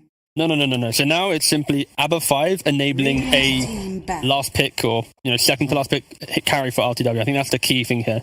Active mid, really obnoxious off lane win condition now for RTW. Maybe a troll. I'm thinking about later on in the game having because it's all about cleanses now. You want to ensure Liquid's lineup. It's all PA when we get to the later stages of the game, but their mid game, all the heavy lifting is going to have to be done by this 3-4-5 combination. Any stun combo and the fatal bots. Any carry that can either disjoint that chain CC, because right now their stun is the perfect burrow strike into arrow then got them. Yep. It isn't easy, so maybe a Slark. some Slark, some Jugs band, left is band. Yeah. Okay. It's Slark, troll with Ags, you can dispel the fatal bonds. Or any carry that wants to go BKB pretty quickly and be happy with that purchase. But Nigma need to pick first, they need to pick up the carry we're talking about. I really like a Slark. It's just a bit spooky. What are we going for? Troll. Okay, yeah, that's fine. He's going to have set cleanse. Oh, wait. Is that? No. Okay, that's fine. Yeah, Troll's going to be a good hero, strong laner. I was trying to do some 5-head stuff. Yeah, but it's safer than Slark. The troll can come online much faster. 10 seconds. You can get more done with it. I think the laning phase is a bit stronger too. Slark gets pressured hard. Troll can just play range for him against the Sand King. It's actually quite an awkward PA game as well, because every single hero has a way to disrupt the PA from getting that instant kill. Don't they Viper here though? Look at all the passives. Yeah, Viper does look very comfortable. And doesn't it beat Puck in the lane pretty handily as well? It's all about wave clear. Puck just can push up the lane, but What will Quakefire play? That's the question. I guess the issue with the Viper is simply they don't have the guy that connects on the lanes and make plays. But then again, they might be happy with that. I just feel when you have the off-lane pressure of the Timbersaw, the inability to pressure the troll because you have a bad 5, like you do want a more active side in mid. Yeah, because otherwise the puck's just free to move to either side lane. Yeah. Timber's always going to be just aggro. Troll's the same boat. It's a tough choice for maybe it's a casual Void Spirit or something, just to at least play into the puck that well. Some damage issues then. And at the moment, I'd be very afraid of BKB timings. Yeah, it's a free Timber game in theory, right? You counter the PA, you don't care about this early damage. A casual herd you in the good. So, okay, they actually go for the Pangolier. Okay, all right. I mentioned this here in the previous game, but it is a hero that likes to play strong, like a strong, annoying lane, but it plays aggressive. Oh, and it's actually off. It's a Sand King mid. Hey, I love it. I don't. What? Anyway, we saw Miracle rush with it against Team Secret just the other day, and they're like, you know what? We can do that totally different too. scenario here, though, Sheaves. He was playing with the Darkseer, and they had a draft that could play way more active. This is also a inferior matchup. I do also want to point out that there will be a remake where you would assume they'd pick the same, but obviously there is still a chance that they don't pick the same. Right. What? Did they misclick or? No. There will be a remake that was already known before the draft was done. But, they just picked a bunch of heroes, so they also knew that there was going to be a remake. So will the Sand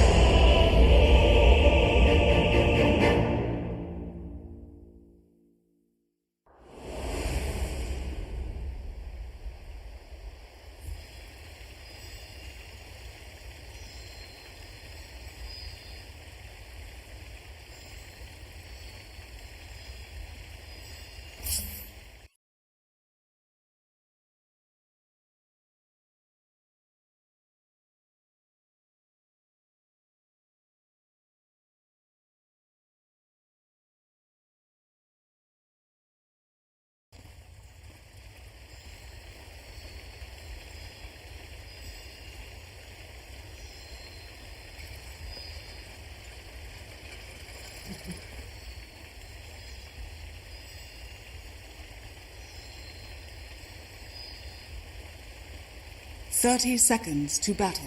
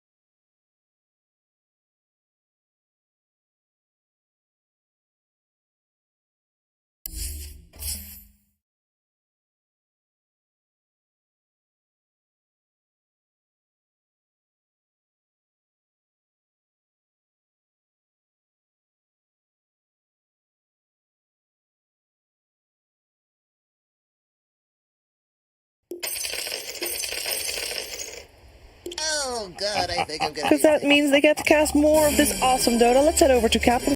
Because that means they get to cast more of this awesome Dota. Let's head over to Captain Fog. Yes, thank you. I'm actually glad we had a remake there. I was crunching the numbers here. I actually wanted to count up the series that they've had since, the old Nigma ended up leaving the Liquid organization. Liquid got picked up, etc.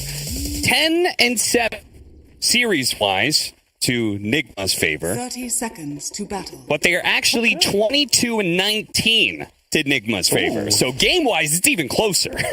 Oh, that's a good stat, Cap. Thank you. Yeah, absolutely. I just know that these teams have gone back and forth for quite some time, and Liquid may have the chance to be able to reach a 2-0 here, but it's going to be off the back of some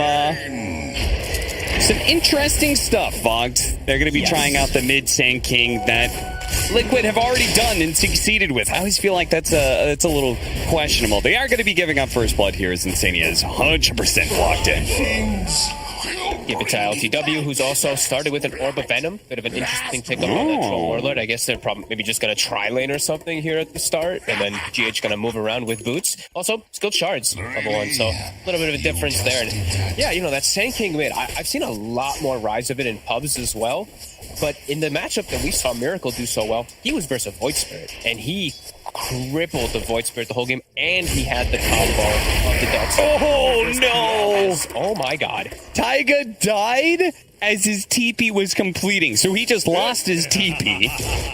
He's going to have to do the Walk of Shame back. Boxy's going to be left alone. Oh, this cannot start off worse for Liquid. No, and GH immediately just swinging around the map, and I don't know. I'm wondering how Koikva's really going to do this. This does not look easy versus a puck by any means. Like, as soon as level 3 comes out, I feel as a Sand King, you're going to just start losing the harass war. I'm wondering how this is going to go. I think, just like Kyle was saying, I'm going to be watching Taiga, some rotations around the mid lane, securing runes and stuff like that, because they've got to be able to do something to slow down Miracle. This Puck has such a good game versus those 3 cores that he's up against. Sanking, PA, and Pango, as Kyle said. The leash is going to be devastating for them. What do you think about what is it with Tri-Lanes coming back? Why are some of these teams doing it? Nigma's doing it now. OG was doing it earlier. I don't really know. I know with tag team, with Tusk, you got Tusk, you want to tri-lane, so that's one that I always just comes to mind for me. But yeah, I've seen a lot more tri-lanes than I expected. Yeah, the OG one was crazy, right? Like the Bloodseeker just solo off, the Magnus just completely solo. Yeah. Cap. And I feel like it's weirder in this game because they're like leaving a Timbersaw alone, which GH is no longer going to leave him alone. Maybe, I don't know. Insania, he's going to heal up. I was going to say maybe it was because of the shard pickup, but that still doesn't make any sense. No, I always really try to figure it out, and I don't know. It seems like I understand when it's like the void carry or something like that, and you have like some super greedy carry, and that maybe it's like a very hard pressure lane, and you know your entire game plan is making sure that carry gets the best farm, so you want to try lane for him. But yeah, All right, that's pretty gross. I just saw him throw the range whirling axes. Just applied the orb of venom to both of them. It's that is a lot of slow, a little bit of extra damage. Insania is in trouble again here, but GH maybe traded out here. Who's going to get the kill first? GH turns around, tries to go for it. Insania lives. He'll be a part of the experience. Actually, nice body blocking. Timber chain through. It's not enough. Insania will actually get the healing salve off. And oh, hey, a courier too. Nice little +1. He keeps his own courier safe. All right. Dream start for top lane. PA's going to have, pretty much full free farm. 13 wand charges. Like, there's going to be no way that they can actually pressure Mickey out of the lane at all. My control's only got 3 CS. Yeah, that is not the kind of start that you want on a Timbersaw. I thought you would just do the normal, like, okay, my forward position's just going to cut the second wave, pull it back or something, try and get a fast level 2 or level 3 for the Timbersaw. But now, with Mickey being level 4, they're able to keep this pressure up on the Timber and continue assaulting him. Yeah, I was actually about to say, I think GH should try to actually get this next pull. It's pushing into mind control anyway, but gotta start making some type of better impact to just slow down mid lane. Deny some in mid. Koifa, he's got one bottle hit. Miracle does have an orb coming up. Can he dodge the orb? He does. Koifa will stay alive because of that, but he needs the bottle refill. He's going to be okay. Kuro. He dies there. Miracle he had 20 HP. Taiga unable to actually make the rotation over and perhaps just being able to snipe a quick kill. They will be able to get the kill on the Abaddon. Bottom lane, Boxy's actually doing not bad. It's a tough lane for him, but he's getting at least something on there. 16 compared to the Timbersaw. My control getting much less. Kuro, in a way, Kuro's death was actually super value. The fact that Taiga couldn't be there to secure the runes means that Miracle just got double water runes, and in turn, Koifa had to just eat a salve and didn't actually get any bottle refills, so he's a little bit low on mana, too. Look at Miracle. He's maxed out now. Yeah, wait, what happened to the bounty rune on the right side? Someone was denied or taken? He couldn't take him. No, Miracle got both of them. And the bounty rune is... What about the right bounty? I guess Koifa got that earlier. Yeah, I think he got that earlier. Let's see, we're going to scroll up here. Yeah, Koifa already grabbed it earlier. Yeah, he had already grabbed it. Okay. That's definitely huge. Being able to make those type of small moves. Oh, Boxy, he's got a 1. Gets the swashbuckle away. And... Oh, no, the miscoil. Oh, Kuro. That range. He must have just barely been in range for that one. And he snipes it. Yeah, wow. I really did not think he was going to be able to get the cast range or even the vision since it's nighttime. But yeah, somehow was able to get himself a secured kill on the Abaddon. He's still free farming. So Liquid, even though the bottom lane may not be going perfect, you're having the most important hero in the game for you, getting absolute free farm, and you're slowing down Timber quite a bit. Mike Tross only has 9 in CS. Yeah, he's not a happy camper. And Insania, doing what Insania does. As soon as he sees that his PA is playing along, he starts stacking. Yeah, he doesn't want to break this, but he also doesn't have enough mana for Burrow Strike, so it's not like he can go anywhere. He's dead.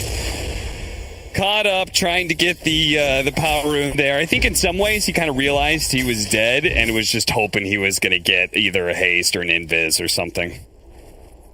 I think every coil usage for Miracle is probably going to net a kill if he has like any +1 to rotate on most of these cores. It's just such a good mechanic versus Tango, PA, and Sanking that it's going to be tough for Liquid to really deal with it until they do get these 6s online in particular, and be able to just set up like a chaotic offering or whatnot to counter gank them. It's going to be very annoying for them. Yeah, for sure. It's Foxy. Man fighting here. Okay, getting a bit of heal. Has the Tango. This is getting about the point that, okay, I'm not sure if we can deal with this Timber Saw too much anymore, as he's got 3 levels of reactive armor. And yeah, you can't push him out at all. My control is going to start just 100% being able to get all this farm out. So they got to look for the back. They did see the Fatal Bond. They saw the vision, what it gave, so they know where the Tusk position is. They were actually looking for GH for a moment. Yeah, just stack and just start farming these stacks. We see Quackfa's actually taking a couple of them to enable himself. But we did have Insania setting up. All right, so in your opinion, where does... What do we do in this? Like, who's going to be rotating? Does anybody, like, do we move Quackfa up to... Does he TP top to try and, like, kill the Timber Saw when he gets too aggressive? Would you rather assault the Troll? Like, what are your targets here? It has to kind of be Quackfa and Taiga making the moves together. And it's not easy because they have to really look at where Kuroki's positioned in. I think it's a little hard. I think they could actually set up for the Timber. If once they do have Quackfa with his ulti, I think they'll have enough damage. Yeah. And I only put it from Liquid's perspective, just because I feel like Nigma, I feel like you got to be, okay, that's a nice combo, and it is going to be enough. You said they got to be able to play together, Fogged, and what good timing is, sure enough, they show up and chain stun down Miracle. Yeah, these two just have to be paired up and just look to make moves around the map. I think punishing the Troll is just going to be way too tall of an ask, so I think just looking to hit mid, looking to just pressure around to the Timber Saw is the better option for Liquid. And just playing around their jungle, since they do have these stacks as Quackfa has a lot of backup around him. Yeah, he certainly does. In fact, Mickey is going to come over here. Boxy, who does have his level 6, but they may not even need it to be able to get these 2 support kills. Chased away. Liquid protecting their stacks. Sounds like a very Liquid thing. Yeah, I know, right? Like, these guys are neutral stackers #1, with Insania being so obsessed about it. So, it's no surprise that they know exactly what teams would want to do against them. Yeah, and they do need some. They need some time to be able to have like the blink dagger on Quackfa to be able to get these setups constantly. So they just want to play a little bit more defensively, and it's just hard to invade the Troll. He's got Nevada behind him at all times, so yeah, they can never really go for ILTW so much. They just got to look to make plays, cause chaos everywhere else, and make space for Mickey. As we see Nigma, they're smoking up. Miracle, who sets the coil, extremely devastating, and they're actually going to run into Insania. Not the kill that they wanted to set up for, but settle. Yeah, sure. Insania saying, okay, worth it. It means Mickey didn't get ganked. Tank the gank, the 5 positions job, especially the Warlock's job. Yeah. They're still trying to hold this tower. Mickey isn't going into the triangle or anything just yet. He's sticking around here. He's going to be chased away by the Timber Saw, fed a heal by Insania. I wonder if they're going to actually look to fight around here. Like, Quackfa might actually have his Blink Dagger at a pretty okay time. If he gets a Power Rune with a Boxy swing around, maybe they look to contest, but it's still a little scary for them. Miracle. Yeah, I love this. That they're going to actually rotate over. Not quite snapping the coil, but it doesn't matter. He's dead either way. Now, Centaur's stun comes out. Mickey, not going to be so easily make it back to the tier 2, but he can kind of hide in the trees there, so no problem. I love the fact that Nigma rotate their heroes up to the Timber Saw lane, because as you were saying, right, like, okay, Liquid might try and pick on this Timber Saw. Nigma are going to go, let's make sure our Timber Saw has a good game here. Let's go ahead and play with our 2 strongest heroes on the same side of the map, our Puck and our Timber. Absolutely. And they can invade like this also if it's like these stacks, and they know Warlock's still level 5, it's 10 minutes 40, they don't have to worry about a big an arrow nails him. GH may still die here, as yet they're going to catch him. TP out from Kuro. So at least one of the supports did get away. Mind control cutting creep waves here, but Quackfa's not going to let it slow him down. He gets off the epicenter ILTW. Is he going to have time to pop the ultimate? Oh. Okay. Guess not. Oh, that's unfortunate. Mind control. He's got to get to the low ground. Timber chain away. no, the burrow strike stops him. Nicely timed by Koifa. He's got another chance, though, to be able to get away. They're going to chase after him. Boxy and Mickey both have a way to be able to keep up the pursuit. Some big kills for Liquid. And they're able to still, even though it's a nice invasion play from Nigma, Liquid somehow keeps the tower alive. It's actually just in 30 HP, so they can just go quickly and deny that one from the rotations from Boxy and Koifa. That early Blink Dagger Koifa was able to get again this game, just like his Tiny. It's being helped out a little bit from those stacks. It does all the damage. That troll going down is huge. PA survived during all it, so now Mickey might actually get a better timing on the Battle Fury just because of that. I know it's early in game 2, but ILTW already having a bit of a rough one this series, where I felt like he actually showed up quite nicely before in the previous series. So yeah, last game was a Luna, so I'm gonna give him some credit that hero I still feel is going to be very hard to pull off in a lot of competitive games. Troll, that one death slips up, but I think for the most part in this rest of this game, as long as he's got the Abba behind him, should be pretty safe. Liquid. They have the connection. They got it again. Oh, no, the Aphotic Shield actually saves for a moment, but Miracle's not able to get away now. The Rolling Thunder through. It's going to chase after. Nope, doesn't actually go GH. Leave that for Koifa as he's going to go for Mind Control on the side here. Of course, Mind Control. A bit too tanky. That's an ambitious kill at best. Kuro still being chased down through all of this one as Mickey has picked up a mega kill streak. This is a very active Phantom Assassin fog. He's got Battle Fury. It's 12 minutes, 50 seconds. He's part of 7 kills. That's unbelievably early. Level 10 as well. ILTW he's been like alone the whole game and he's level 10. And the fact that the PA is the same level while he's been fighting, that is quite huge for Liquid. And time and time again, they're getting the arrow connection, says Taiga. Take me! Yeah, they're catching Miracle. And Kuroki's not in position to actually get the shields off to save now. A couple times now. Yeah. Say maybe just a slight misread and who's actually going to be the target of Liquid's aggression. But ILTW, he's going to come forward here. No coil.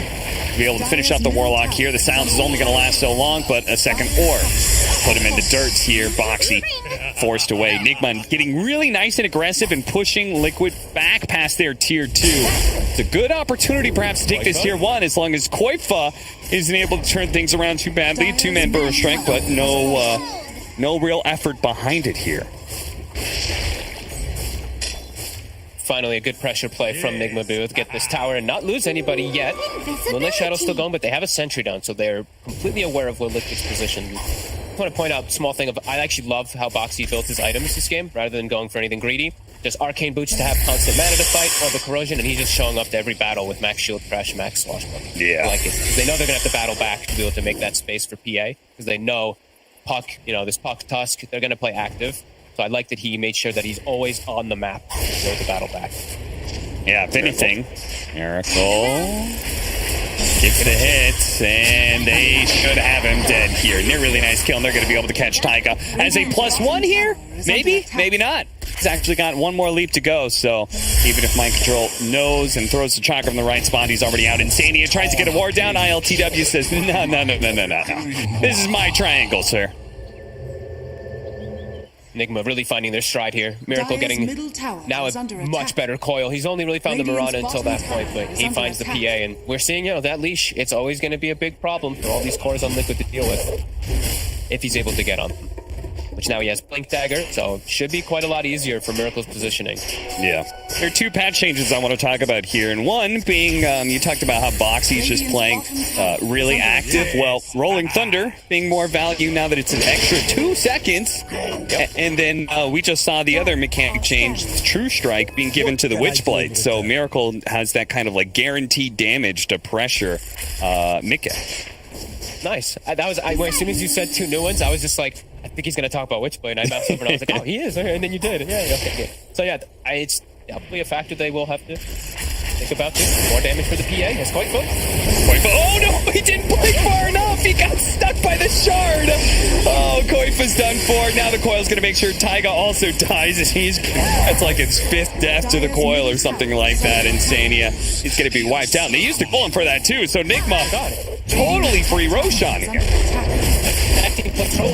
They are a bit bounced up, so they take a little bit of damage, but swift execution by Nigma just playing together. Not giving Liquid any little opportunities to get these cross-trained arrows that not Liquid that told the bandit there earlier. I don't want to be super over the top here. There's still plenty of games to play. But if Nigma does win this game, especially if you look at the win probability, I feel like this last 5 minutes of play that you could point to these last 5 minutes as being like what set Nigma up to be able to win this game. I mean, it's just beautiful movement that they're issuing here. Yeah, and just some slight mistakes, like Koiko just making a little mistake. It gets punished as damage. Mickey, Dire's middle all tower right, is under managed to get the attack. kill on Miracle. That's a mega kill streak too. That's a big one. He's gonna have Deso finished up pretty much now too. So still have a little bit of push and pull from both sides for sure. Radiant's bottom Yeah, that tower is the scary under part. attack. This PA is a ticking time bomb. And they're going to try and defuse that bomb right here, right now. Getting on top of him with a snowball. The walrus punch, knock up in the air. But here comes the epicenter. They're going to be able to get a big hit. And it does a ton of damage. Two already down. Looks like the troll might be able to pick up the kill on Boxy. But the original target, Mickey, managed to slip his restraints and he got out of there. They're too scared to actually go for any type of play forward. Puck respawning in 5. They can't actually go for anything onto that troll with Abba behind 2. So they'll back up and they'll settle for that. Pretty nice epicenter to secure some nice farm. And Mickey, that's the Deso now finished. So he's still keeping up with the troll. Yeah, he certainly is. And so now we've reached a new power spike for Mickey. And feel like ILTW in turn will have to wait to see him. I don't know. What do you? How soon do you think you need the MKB on this hero? So we're gonna watch the replay again at that epicenter. I think he's still fine without having to get it just yet. They have so much other damage that's going to be coming in. I think he can wait a little more. Just go for his own survivability for now. Is pretty decent connections coming out from Koikfa throughout this game. Miracle feeling very confident, rushing forward now. And the other thing about Witchblade is like it actually just feels so value versus PA because it's True Strike and you get armor. Like it just makes you tankier as these like ranged int heroes. Like, I don't think this is probably one of the best pickups you can get versus PA. Period. Yeah. ILTW will chop down a tower here.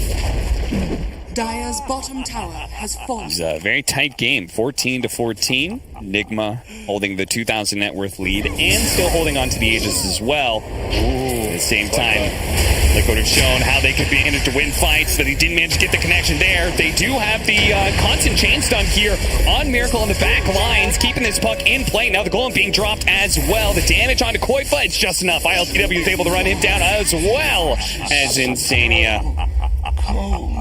May have controlled up Miracle, but it didn't matter much when Mind Control and ILTW were there to play in the team fight as well. They're trying to jump Miracle to get these catches. This time he's just a little bit too quick on his fingers, and Koikfa does get turned on. Even though Boxy actually did, like you said, just such a good job of controlling the puck, doesn't matter. But that was Liquid. They tried to get like a quick little kill. They're trying to buy time. Mika, I think he's starting to recognize there's no way he can show up to these fights without BKB. If he just gets foiled, he's going to die every single time. So he's got to go for that one here. And Miracle has revealed the fact that he's not going to go Ags next. So that BKB will be quite valuable when he does pick it up. Dire's middle tower is under attack. Dire's Solar middle Crest tower complete has fallen. for Taiga. Mickey we see going for the BKB, but on the Nigma side of things, they're feeling very nice. Got SNY complete for the troll. Looks like BKB coming up next. We've got Timbersock going for an Octarine. They don't have a Solar Crest, though, and they don't have anyone even on the realm of buying it for quite some time, as GH needs Blink. So Liquid will at least have that edge. You know, they've got the Veil coming from the support Warlock, and then they've got the Solar Crest to buff up the PA. So that's weird, right? What's their amp that they've got coming up? Yeah, I agree. Solar Crest is like the value item of this patch. Do you think that the Blink Dagger is that important for GH? Yeah, that item. Okay, it's Fair everything enough. for Tusks. That's the only thing. I just Kuroki, maybe he could slip it in, but he's feeling like the Glimmers is going to be a little more valuable for him anyway. So. Yeah. Even weirder when GH is probably going to go back for the Solar Crest after he gets the Blink. So yeah, I think that's the play. Nice kill here on Taiga. Just the silence too. They don't even have to use the coil this time. No. If Miracle continues hunting. Oh, Mickey playing around the blur. Sneaky. He gets away. Insania is he able to do the same? A lane ward and a TP out. He's good. Radiant Nice Warlock split push. You know, the Fatal Bond into the Veil and a Shadow Word on the Yeah.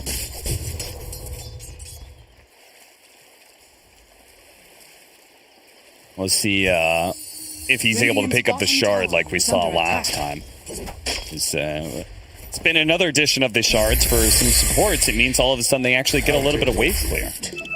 Yeah, absolutely. I'm wondering if Quit does want to go for these bots. I feel like he's going to be so squishy if he does go for this build. Like if he just gets coiled, he's just unless he like Buells dodges the snap of the coil or something, or he just waits until like, unless he's that counter initiation. Dyer's top I'm definitely a little worried for him. I kind of wanted him to get a little tankier, maybe even like go for a BKB himself, since he sees that timing of the puck Ags is going to be later. But we'll see. As Miracle, he's got Lincolns, so now it's impossible for them to do the Sand stun into arrow combo. Got him, but Boxy has the shard. He's using that to be able to counteract the coil. You can go ahead and roll it up inside of that ultimate, and then use that to be able to get off Rolling Thunder. Nice and easy. I loved that shard. I actually thought this one was going to get nerfed, I'll be honest with you. Oh, that one's broken, yeah. Yeah, it definitely feels just a bit strong, especially with Blink. Like the way that you can just chain stun people. Blink, Yules, and the shard, you can stun someone for like 8 seconds. So really nice. As Liquid, they can battle. They have the BKB on Mickey. So if it comes to them, they will be able to take that fight. But right now, just buying a little more time. Is under attack. He is farming, but they're smoking. So let's see. It's time. Level 18 on PA2. So he's got a big damage spike on top of that immunity. They're going to bait out Boxy here. The arrow's going to slide through, but Miracle managed to dodge it with a phase shift. Jumps over. Boxy already dead. Liquid continuing to take this with 4 versus 5, but the initiation's very awkward. The Golden's going to go. Oh my god, Kuro! Holy crap! He just disappeared. Miracle. Uh-oh, his Lincoln's been broken, but phase shift, they missed it. He managed to blink away. Koifa just hoping the timing was right there on the Burrow Strike. They did what they could, but ultimately it was not a good trade-off for Liquid, and they still got to make sure they get out of here. As ILTW continues to pressure forward, Burrow Strike into the air. BKB goes off first. He gets inside of the snowball as well. They're going to go for Koifa. He's already dead. Taiga caught inside. He left through the coil and didn't get caught by it, so he's able to get out, surprisingly. Spot him last second. It looked like he was going to flip Mickey perhaps and force the BKB, but Miracle actually just slightly off the mark there. I feel like that simultaneously wasn't as good as it could have been for Liquid, it being a smoke initiation and all that, but also like it could have been so much worse. My god. Yeah. You see the status just come into play. They tried to stun into arrow, but status is just is able to get BKB off, even at coverage of GH. See the damage. You know, Mickey he can one-shot the Abaddon. So the fact that we pointed out that there was no Solar Crest on their team, Hiroki gets one shot, buys a medallion immediately. He's like, okay, I get it. Armor's good. And yeah, maybe, if they could have found a way to be able to control it Miracle there, then fight might have been more worth it, but as it is, feels like that was a Nigma win for sure. Mm-hmm. So, Tuss is actually, okay, you pick up the medallion. I'm going to go the Aghanim Scepter, so we have a way to break the coil. All right. Yeah, that's going to be great. If they get to the point where he has Ags and Puck has Ags, like this game I feel like this game is going to be so hard for Mickey. He's just going to get Blink coiled, kicked out of the coil to a million miles away. They can just chain stun him. Yeah. It's going to be a lot on these initiations. Liquid, they need some perfect ones coming in these next few moments as they're really starting to fall behind. And Miracle, he bought the Lincolns to cover him so he can safely farm Aghanims. He's pretty much got it now. Just about 600 more gold, and he's going to have that. Mid lane. Actually hunt.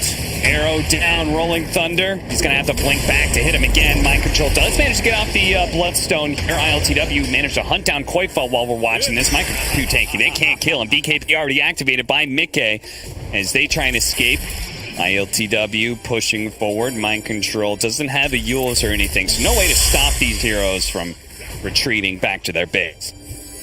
I think the Bloodstone actually may have saved them, though. They're doing good damage to him, but it gets the heal off. And that is, BKB. That's one charge for Mickey, down to 8 seconds. And Miracle, the Ags is going to be done. So, I don't know. These fights just feel like they're going to be so damn difficult. If if Miracle just catches a coil on any of the 3 cores, it feels like they're just going to be shut down in the fight. And as we've said 100 times already, it feels like they get completely owned. Like these 3 heroes just get owned by leashes. This, do you feel this dynamic will change at any point in the game? I'm not sure if it will, right? Like, I don't think so. No, I think the game for Mickey, like it doesn't get easier for him. The troll is getting too big. The troll has the solution also for the PA. It's not just going to be that puck anymore at some points. Boxy just kind of like blind jumping at the puck. They're really grasping for straws there, trying to catch him, but Miracle gets away. They immediately smoke up. No Rolling Thunder. We just picked up the Aghanim Scepter. Like, things are feeling really good for Nigma.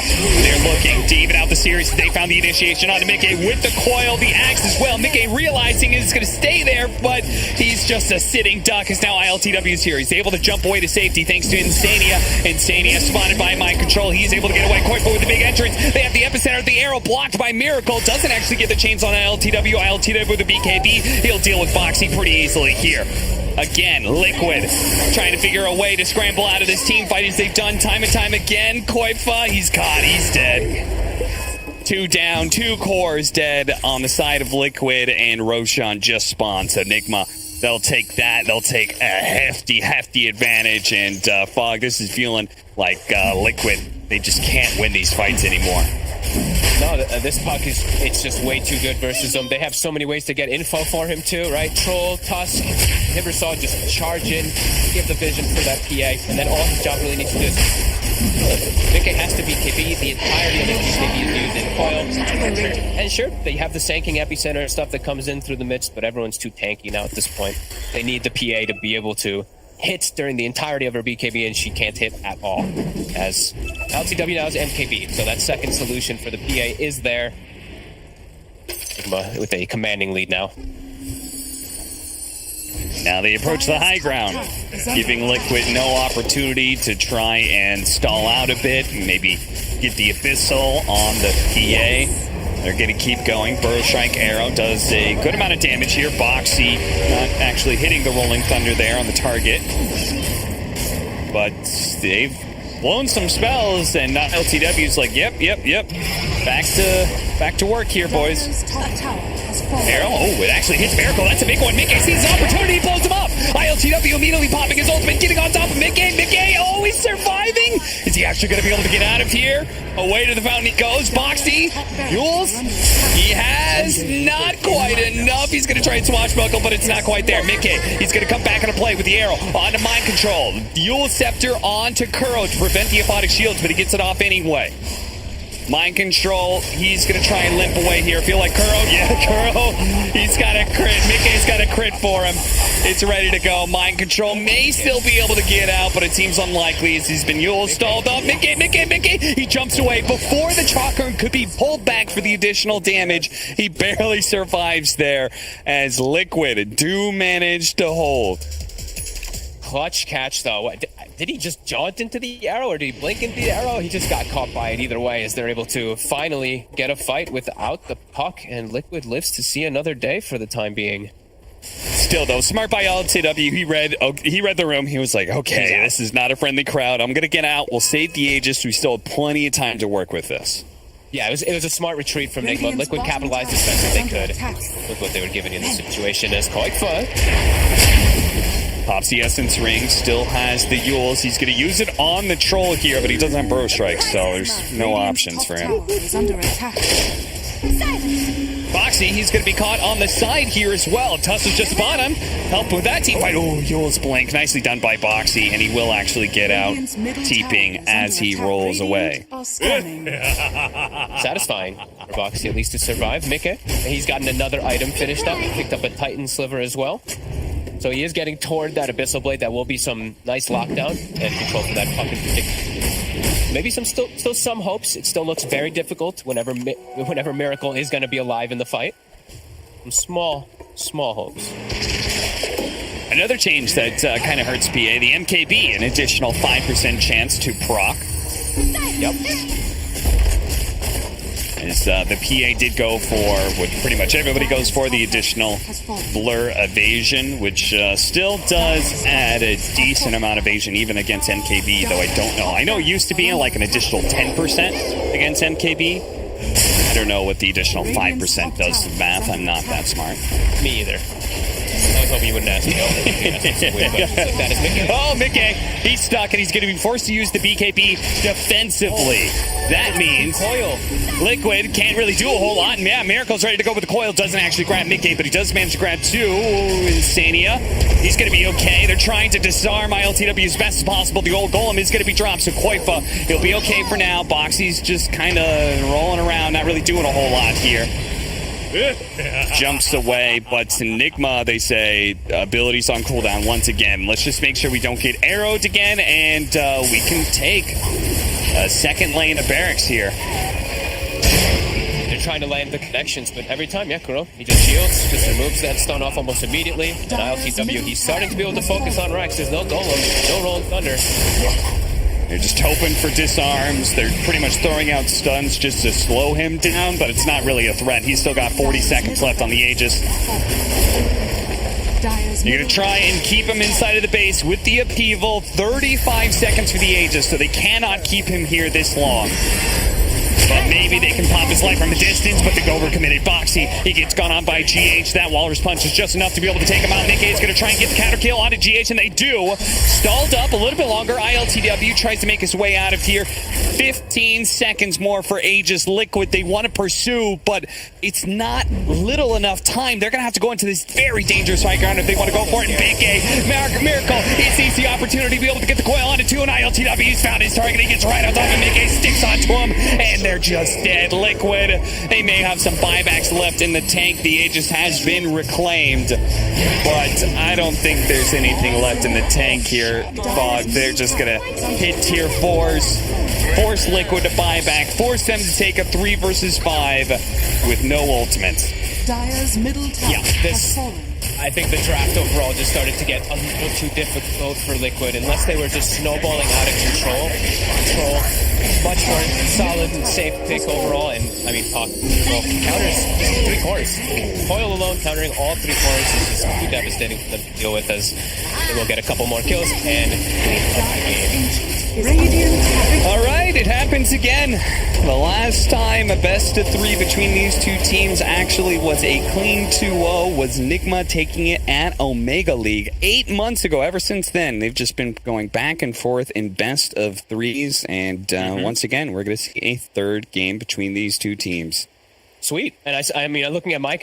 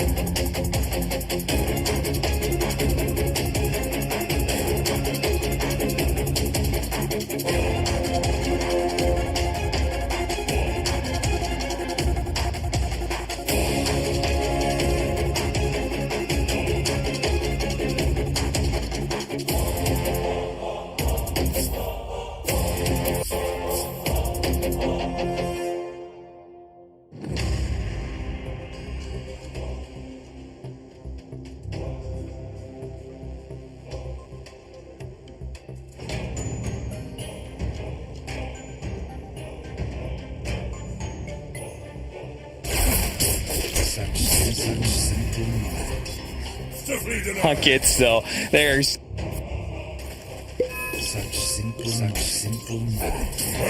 buckets, so there's a ton of mind games going on in this top lane, and I love to see this sort of thing because it goes to show you clearly understand how the enemy team wants to be able to play their lane, and you're coming up with ideas on how to contradict that. And and then in turn they try and counter your counter, and it's just a fun little back and forth. I love when I see just clever little things to just like win you lanes. I remember there was like a time when the people were picking like the 4/5 tinies, and they would like start tri lane in their safe lane, and they just like they do the pull, and then the tiny just sits there, and it's like if you come interfere with the pull, you're getting tossed under tower and you just die. Like these kind of like tricky little things just to ensure that pulls are not getting used. Long shard again. Quite fun. There was just a little gap to get through there, and doesn't even miss the range creep with the avalanche. He takes that last hit. Doesn't get a bottle refill though. They did not check the rune for him, so GH will be able to grab one, Miracle grab the other, and Koifa, he's sad. Empty bottle, still has a good mana though. Am I crazy? I feel like this has happened maybe all 3 games now, where Koifa's left. He's an island here. He's getting no assistance. Yeah, it's quite well, especially with what we've seen his bottom. Okay, never mind. He's good. He has a healing ward. Mind control actually take a lot of damage from this bit from the Warlock. Nice little Vanguard going to be coming up from Mind Control, of course. The best item you can get on most of these strength offlaners now. Koifa's really feeling that empty bottle now. And Miracle knows it too.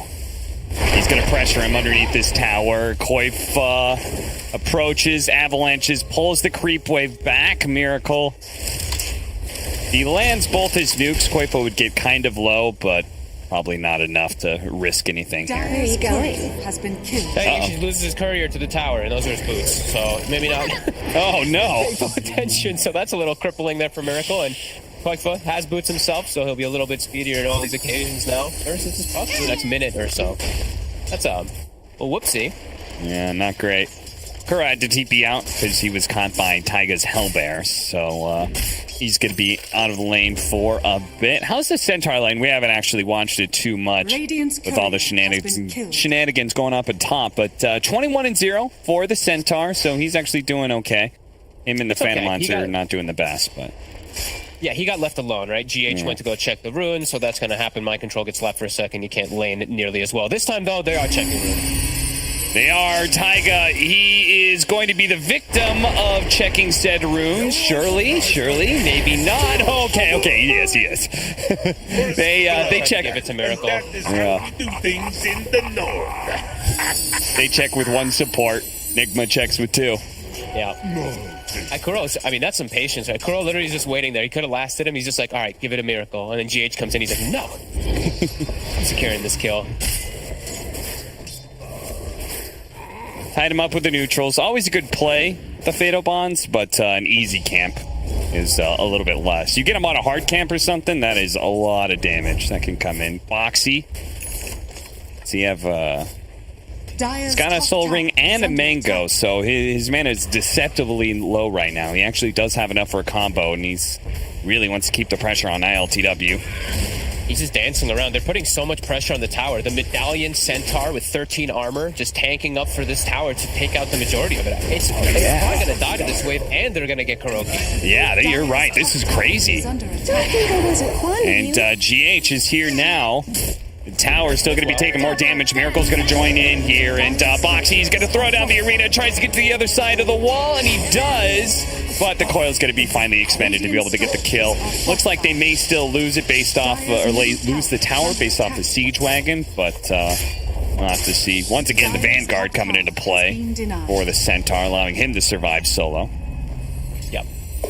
That's a cool play. I love it. With the Medallion, with the Enchantress, like this creep is so unbelievably tanky. They can just set up to push the tower. Does get denied. Gold will be taken away from the side of Liquid, as they will look to pressure bottom anyway. Mind Control, he's alone. They're going to look to hurt him a little, but he's got Vanguard and he's got every spell. On the other side of things, here comes Koifa. Nice wrap. Very good wrap, and they'll continue to keep damage on the tower now that the core is gone out of lane. That damage is not quite enough. Taiga will survive. This is why, okay, so 4 Enchantress is on my list to try out this patch, because I think we saw Taiga use it before, and it looks so good with Solar Crest. You're just insanely tanky. Yeah, and like any attention that you get, like if you build Hood after Solar Crest, then it's just like attention will be drawn to you at some point, and you will probably just eat spells and not die. So, great build up, and as you said, bottom with that catapult wave still alive, they just get the tower fully. Mickey getting surrounded here though. We're waiting for an opportunity. He has coil in 2. Can they kill him? Can they throw all their nukes? They basically have to be able to catch him in the stun here before the silence wears out. He's not able to get off the spin. Nicely played. Spin goes off the last second. The magic damage has already been done. Avalanche over the top is going to be able to land on a couple here. The Fatal Bonds is just between Mind Control and Miracle here, and they're running out of damage with Koifa. Haven't already used the Avalanche. They're just going to have to leave Insania behind. Miracle, great patience by him that nets them 2 kills. And Kuroki, what the? Okay, I guess the bottle was still able to be refilled. He refills Miracle's bottle as he TPs mid to. Looks like that's fine. He does, and they do slow down a little bit of that Liquid pressure. Liquid still dominantly in the lead, as they did do so well in the lane, especially versus ILTW. But that's a big hit. A prize. It does feel like we had these first 2 games, and we're being able to see these 2 teams and how they play this patch on the other side of the equation, right? Nigma this time, they've got the later game lineup with the Phantom Lancer. Liquid, they're the ones who have to take these early towers and try and pressure. And make sure they don't give up too many kills early on, especially with Boxy. Like this setup, this ward that Kuroki just placed down, it's going to net them a quick kill here onto this Mars. Yeah. Oh, they used all their stuns. Just kidding. Radiant's bottom tower is under attack. And he didn't even TP base. Yeah. He just TP to the tower mid, so he's actually going to be able to show up to the fight. Bit of a mistake there coming out from Nigma using all that lockdown without coil. Miracle was, I think, like 5 seconds till he didn't have that available. All right, that's pretty nice. I'm so impressed by players who are able to have the wherewithal to be able to read the situation. I'm like, oh, hey, they don't have any stuns, and also I'm not panic TPing back to base. I'm also just going to, TP out to one of the other lanes, or TP to a tier 2 or something. Yeah, crazy conscious decision by Boxy. He's around mid for this smoke, looking to grab Kuroki. They have a catapult here, so they want to try to pressure onto the tower a little bit. Taiga's going to be going to swing. Radiant's top tower is using under his Centaur again. They're going to go on to Insania here. He's spotted up on the high ground and it'll probably be bursted down, but they may still be able to catch him and take out the taunt. Okay, the spear was still enough. He ended up going over the arena walls, and I was a bit concerned that they were going to miss out on that kill because of that awkward dyssynergy that they have, but nuke damage was enough. I love seeing that interaction. I love the earth spikes into the spears flying over the walls and whatnot. Quite the blink reveal coming into play right there. Yeah. Quick catch, and that's why they picked this Tiny this game. Versus the Puck, that instant disable that you can get, that instant burst. Always going to be a factor that Miracle needs to watch out for. As actually, this was kind of cool. This is very smart, but they just are passing between the Ocean Heart, between each other in the river. Oh, okay. So, Koifa, he's got enough mana now for his combo, so maybe he gives it off to somebody else at some point. That's funny. Yeah, him and Boxy were kind of just like trading it around in the river until they had enough mana for combos when they were chasing. Man, there are certain offlaners that love that mask, and Mars is certainly one of them. Yeah. And PL, as we said, Nigma, it's going to be time before LTW feels comfortable to join in. Maybe even not with the first item. Maybe we'll take that second item. So Nigma needs to weather the storm. They need to just make sure that they don't lose this mid tower in particular, since they've lost those other towers so early on, versus this pressure that's going to be coming up from Liquid soon with this blink from Quakefoot. And speaking of Quakefoot too, he's got a haste rune. So definitely can still look to make these active plays around the vision, as he's just stalking GH right now. So GH also watching him. The way I view this matchup of Juggernaut Phantom Lancer, I feel like it's better for the Phantom Lancer than he used to be, because isn't both the Shard and the Aghanim Scepter like really favorable for you against PL? Yeah, absolutely, but also Mickey can go for Battle Fury. It's like Maelstrom is still super valuable, but the fact that he can go for Battle Fury and it's like even more value versus PL might be pretty decent for Mickey. He's got that straight up raw physical, and he will have Solder super early on. Taiga. Boy, but they're going to blow everything they have to try and take down Mind Control. Still not enough. They do have the Fatal Bond time here with the Golem out to see if they can finish him off. The Omni Slash sticking onto Miracle with a spin as well. No phase shift, but he does get a little bit of bumper in health. He jumps away just in time. The Fatal Bonds is still dishing out some damage, but it's not enough to get a kill anywhere until they kill the Tusk at least. Oh, Koifa with a swing. Managed to catch Miracle still. ILTW did show up to the fight, and they killed Boxy on the side. He attempted to TP away under tower, but it's still a win for Liquid. Yeah, they need to turn this into tower. Nigma, they really want to try to hold on to this one. They just keep going. Give up some more kills. The alley-oop sends him over to Kuro. Kuro tries to keep himself alive with the drain, but eventually the suck runs out, and Taiga, he gives away the Solar Crest, and he kind of needs that extra armor right now. Nigma do hold their tier 1 tower, though. They do. And ILTW, as you said, he shows up with that defusal. He swings over. He's able to at least get himself a nice kill onto Boxy. Koifa, though. Man, Koifa's so hot on the Tiny lately. 5-0-1. Power runes aplenty. Great connections and combos. But yeah, tower's alive. So Nigma, it hurts a little bit, but hey, it's all about the PL in this game, and you keep your tower alive. Another one. As GH does manage to dodge the spear with a snowball here. The shards can give him a little bit of extra distance as well. Miracle's here, and they've actually run the team a little bit too far. They throw down the arena to be able to keep everybody out. Can that save Koifa's life? They're going to pop the Centaur ultimate here. Stampede to try and run him down even further. Koifa, blink up in a second.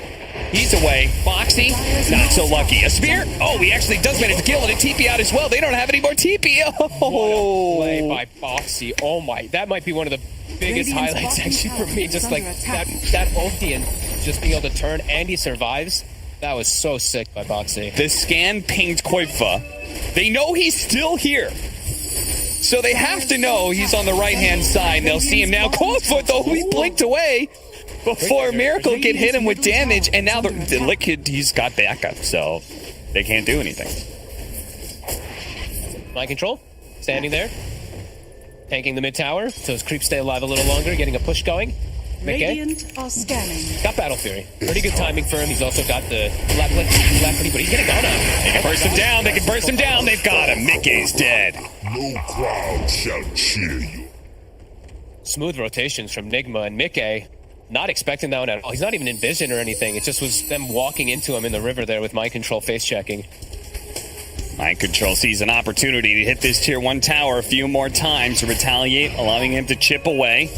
Liquid starts setting up. Koifa, he found the initiation on a Miracle with a spear on through. They burst it down the mid of Nigma. Koifa, he's in trouble. He's dead.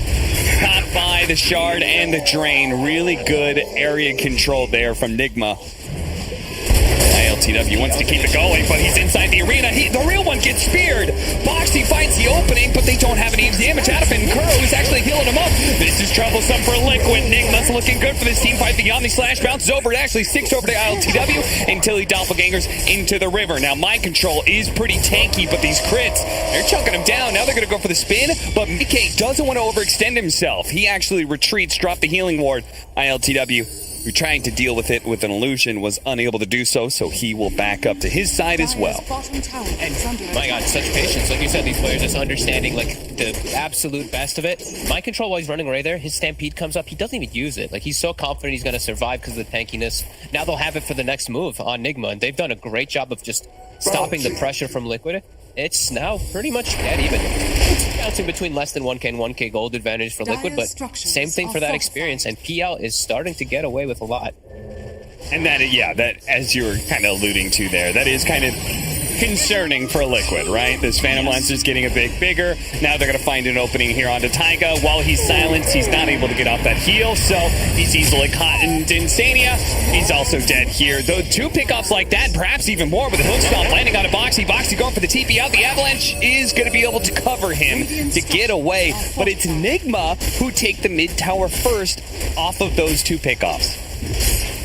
And just with such sheer like vigor, right? They know the Warlock Golem is down, they know Omni Slash is down, they know the Mars ult is down, so they just sheerly run right through everything to just go for that tower, go for any type of kills. And they'll get them, and they'll continue looking to go for this pressure play, continue to now grab some vision around this high ground that you usually can't at quite an early time. And it's 17 minutes, so some new neutral items that they can pick up.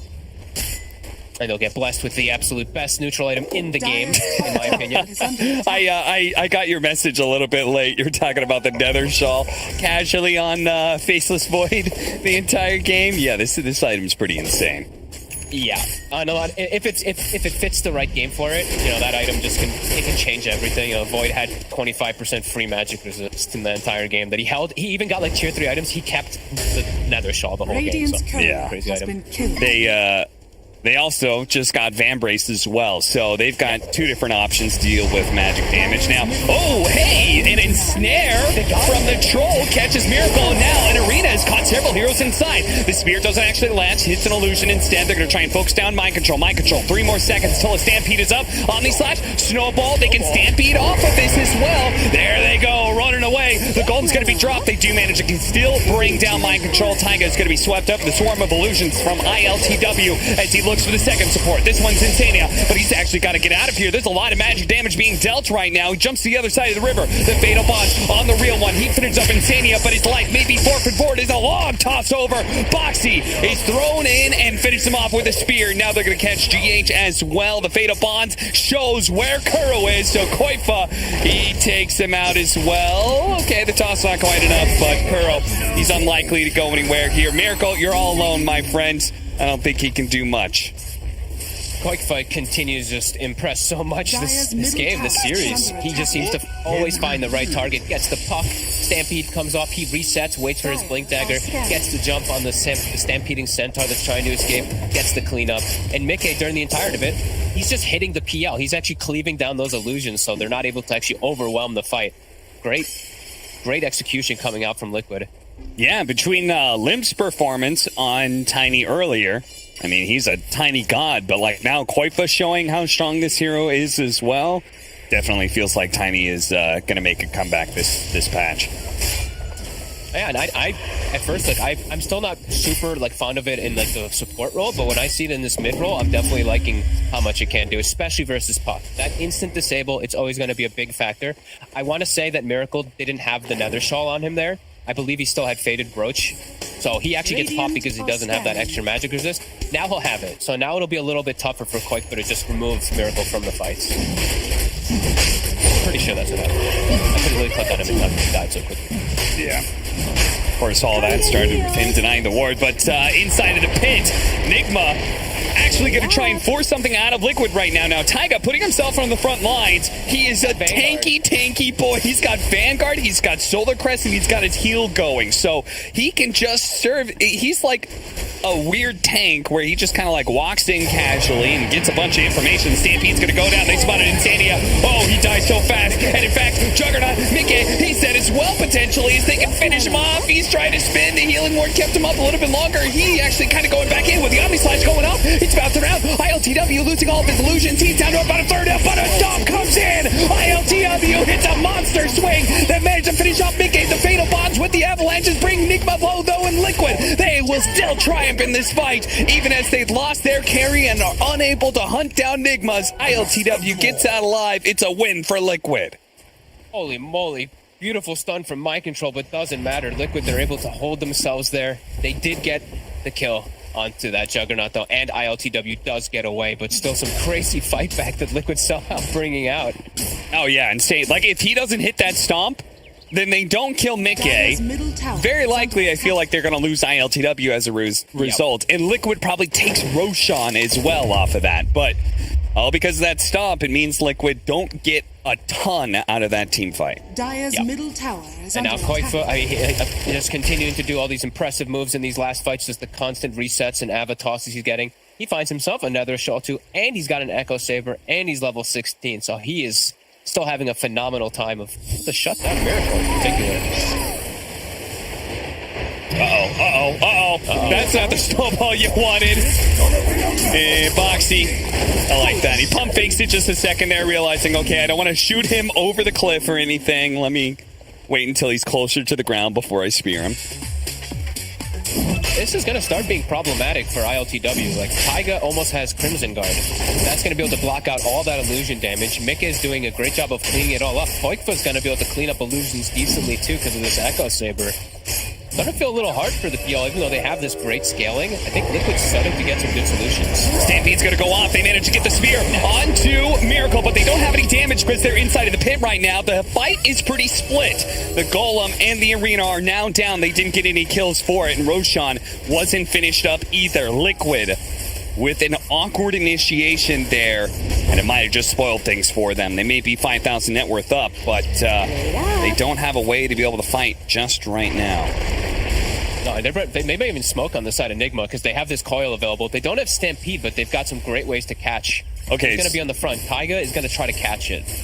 Yeah, he's going to do all game long, right? Like, he wants to be right in the middle of everybody if possible. Nigma rotating all the way around here. And they could potentially catch him. Taiga is still going to break the smoke first here. ILTW, not quite sure what to do with this Enchantress. Look at this upheaval positioning from Insania, slowing down Mind Control. GH is going to roll out of there to the right-hand side. They're going to focus on Boxy for now, but a Yule Scepters and a Blink is up. He's going to be able to get away. Meanwhile, Koifa stuck inside the coil by himself. Almost managed to blow up GH. Blind Drain sucking him with his life away. Koifa, he is going to go down. He does have a buyback and immediately expends it, as well as GH. Chasing down the Witchblade. Now going for Boxy at half health. He will manage to retreat and reset things. Nigma, a big 5-on-5 clash, but they both walk away. One casualty and a buyback. They are ready for another 5-on-5.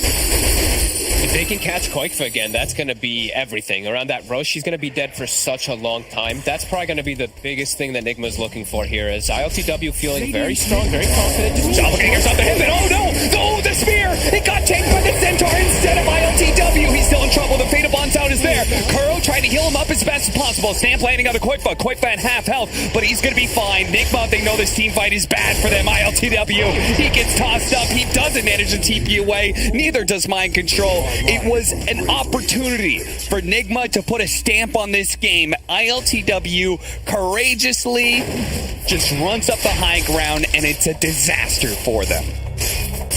Very courageously. A very bold move of him just charging in. Yeah, that was just weird. Liquid just got like the dream setup. They're able to just get their Mars ult off. They combo off. Everybody just has some great positioning. Oof. Almost caught Miracle there, but not quite. As yes, it's that fine line we always talk about, right? Right, Fogged? Yep. If you pass the line, you know it's going to happen. Yep. Yeah, Liquid gets that one handed to him, and Taiga's build is absolutely working. You know, he breaks the smokes. He's just running in the front lines. He's gonna have Crimson Guard for the next upcoming fight too. And now they've got an 8K gold lead. This Jug now gets the secondary item to counteract that PL. He's got the Maelstrom. Looking at the way shard, but either way, he'll probably get it if they're playing for a second Roach timing or something like that. Or he'll get it next. Looking at the way that they're scaling, does this cause you to reevaluate the Phantom Lancer's ability to carry this game? Because I see this as like maybe the Juggernaut by himself can't outcarry the Phantom Lancer, but Koifa is doing a lot of AoE damage. We've now got, you know, like this Mars is pumping out. It seems like together they kind of can answer the Phantom Lancer threat, like the Crimson Guard you were talking about. There's a lot of problems for him. Absolutely. When they have this type of gold lead, yeah, I think if the gold ever gets to like a leveled out kind of point, then it's going to start becoming a lot harder because that PL and even the rest of his heroes are going to be a lot tankier. But the fact right now that Jug can just hold his ground and he has the other two cores able to contribute and they have the Crimson Guard now and Enchantress, it's going to make ILTW's life definitely a lot harder. These illusions won't be as rampant until he has Heart. The Mars and the Tiny, they can kill those illusions for you. Yeah. The hard timing may change things quite a lot for Nigma. We'll have to wait and see, though. Level 20, Mickey. Going for that Aghanim Scepter next. How's the farm going? I was checking. Okay, Kuroki's the one getting the most of it. He's just got Aetherlint and he's going for an Aghanims. So no type of ways to really buff up besides Medallion. Oh, they just jumps in? Yeah, they're going straight for it. They said GH is a kill. That's fine enough. Oh, that's why. He was the one who bought back last team fighter. Forgot about that. So, yeah, of course Boxy's going to go for that kill. That is a killer move. They can just snipe and they can keep working on this melee Rex too. I don't think Nigma can. They can't stop this at all. No. They gotta just watch. Yeah. Fortunately, be careful to not get tossed back too. Whitefoot can definitely find an opportunity, but yeah.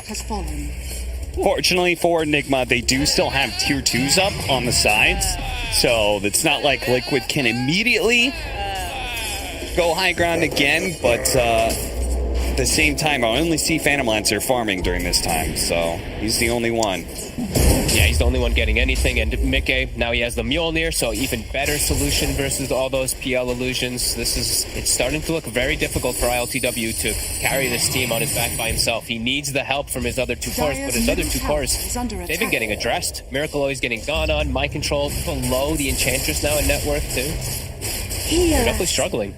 Taiga preemptively pops the heal, and he face checks it, and he's right. He can survive through this one. The spear, it lands. ILTW with an Omni Slash on him as well. A 1-2 punch that takes out the carry of Nigma. They're going to hunt for more. Koifa tosses Kuro up in the air. They still have some buybacks left on the side of Nigma, but it potentially is a last stand for them here. Oh, look at mind control. I need to start cutting creep waves. Yeah. They're gonna end the game before our PL is ever in a position to actually play a little bit better now. So they'll buy some time, perhaps. This is a great play. If they cut both of these waves, top and middle, then they will save the Phantom Lancer's buyback as long as they don't get caught here. Oh no. There's two creeps that made it. Two creeps. They survived. And gonna use them. Boxy? Of course. I'm not sure if he has enough damage by himself. He'll do a lot to Miracle for sure, and it'll keep him busy for a while, but eventually he's going to be able to phase shift to Blink. Let's see if Boxy can keep pace. No, he's not even going to try. He's like, all right, I did my job. My team is hitting the mid lane. There's no cores there. There's nobody at home right now. The door has been kicked in. Mickey is raiding the entire living room right now. And Koifa continues to just chase mind control around, be annoying, just combo him every time he does show himself. And yeah, they'll likely finish this one up, but PL is respawning. Yeah. Let's see. And let's reset the fight. They're going to be in kind of deep. Fuel Scepter, they're going to catch him with the green again. They will. ILTW just TP'd in and may just get 100 to 0. The snowball actually got him out of the arena. What a save from GH. Does that keep him alive? It does. ILTW will be allowed to reset and heal. That's not the end of the game just yet, but it was damn near close to it. My God, honestly, Boxy is just... between him and Koifa, I actually don't know who's the MVP of this game right now. They're both just having such incredible individual performances. With Boxy, he's been the one to catch this PL time and time again, and I think him buying the shard is actually really cool. I think this burn and this extra slow that works for his PL is actually quite nice, being able to catch two heroes too. It's working out great. A big problem with Phantom Lancer, right, is he's got so many illusions. Sometimes they tank the spear. 2 targets means a better chance of being able to hit the real Phantom Lancer. And yeah, I mean, ILTW, to be honest, in TPing in that aggressively, I feel like that can't be your play. But GH's snowball was very cute and got ILTW away to safety there. I feel like he's thinking that he's just a lot more like elusive than he really is versus this Tiny and this Mars. But yeah, Liquid have kind of just put a stop to that over and over again. These two are just, really having such a good game for themselves, and they're level. Boxy's level 20. He's actually higher level than Koi. Yeah, seriously. And now he's got the extra spear stun duration, so watch out for that one. All right, that massive heal. Dire's bottom tower. All the creeps are going to be maxed up. They're all trucking real fast, too. Drops a bottle as he pops the double damage. He says, thank you very much, Koif. I'm going to use this CD for us to be able to take the tier 3. The spear comes out, going on to GH. GH, he's dead with no buyback. 40 seconds on the clock for him. As Liquid continue their assaults. And yeah, Taiga, he's like, don't worry, guys, I'll deal with the Nether Ward. Decrepifying makes things a little bit harder for him. It's just so hard for the PO to do anything with all these. Toss back! Avalanche as well. Mind control. He's going to be forced to use the Stampede there. Mickey actually keeping pace, but he doesn't want to overextend himself. They do have the Aghanim Scepter and the coil. The stop is theirs. Describe it.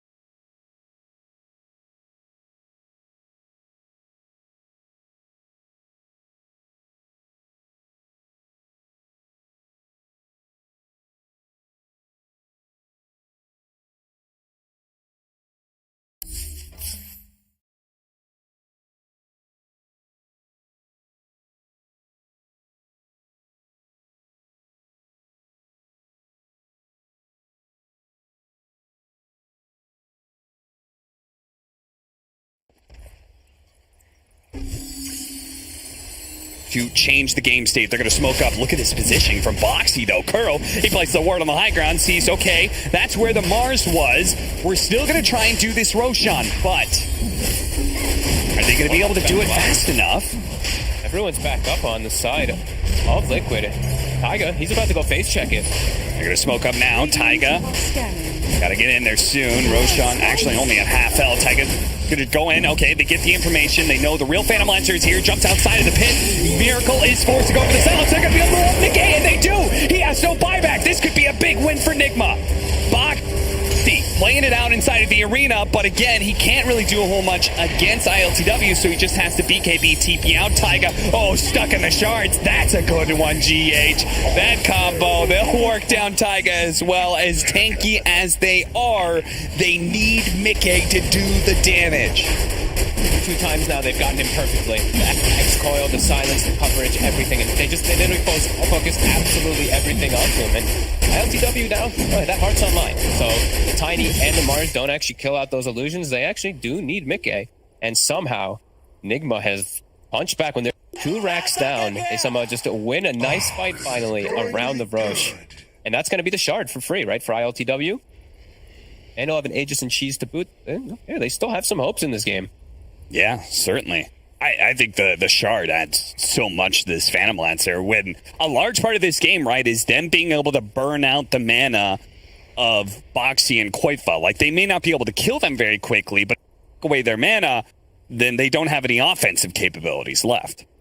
Yeah, and he might just be able to overwhelm them. If they can keep getting these initiations, it's really going to be everything. Like, Mickey just has to be a little bit more careful about how he goes into the front. I think they're going to have Koifa and Boxy just even playing like the Siegers. Like, when they're hitting buildings, they might be the ones who have to do it, and then Mickey follows up. Yeah, if this happens like 1 or 2 more times, Liquid's going to be in trouble. And this, like, it's every little thing coming in together, too. Like, I actually didn't get to point it out, but Miracle found the ceremonial robe.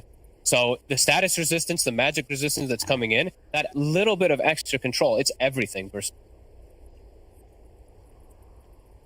Kuro giving us a little smile. Finally. Not too often you get to see emotion out of that man. When you do, it's 10 times sweeter as a result. Right, when you have that feeling, you're at this big deficit, 2 racks is down, and you get that type of play. It's like, wow, we just back-to-back killed their carry. When we're this far behind, you got to get a little. Yeah.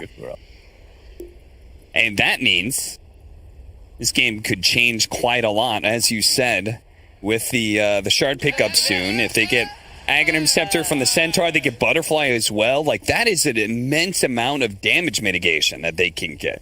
You've got the 40% damage mitigation from Stampede if the Omni Slash goes down. You've also got the Butterfly Mischance available as well.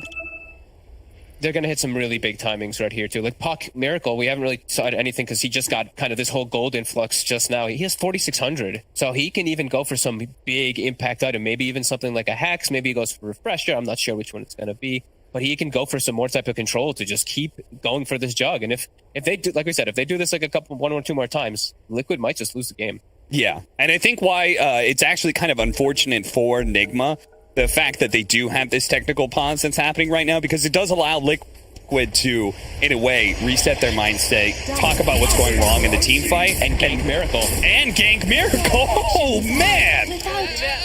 Your keyboard's not working? Nigma will be able to get the Roche at the least, but Liquid getting a kill that's quite unlikely, probably. If the pause didn't happen, they were able to set themselves up, get their idea in. All right, they do get a kill. And this now for the Pugna. So that's a damn decent upgrade there for sure. As you said, able to play the back line with the additional cast range that he's getting from both the neutral item and the Aether Lens. Mm-hmm. Yeah, that'll definitely be nice. He's probably not going to be anywhere near the fights now at this point. He should be able to keep his distance nicely. This is huge, though. Cheese also on mind control kind of perfectly fits the Centaur. He has 2,590 HP, 2,500 health heal.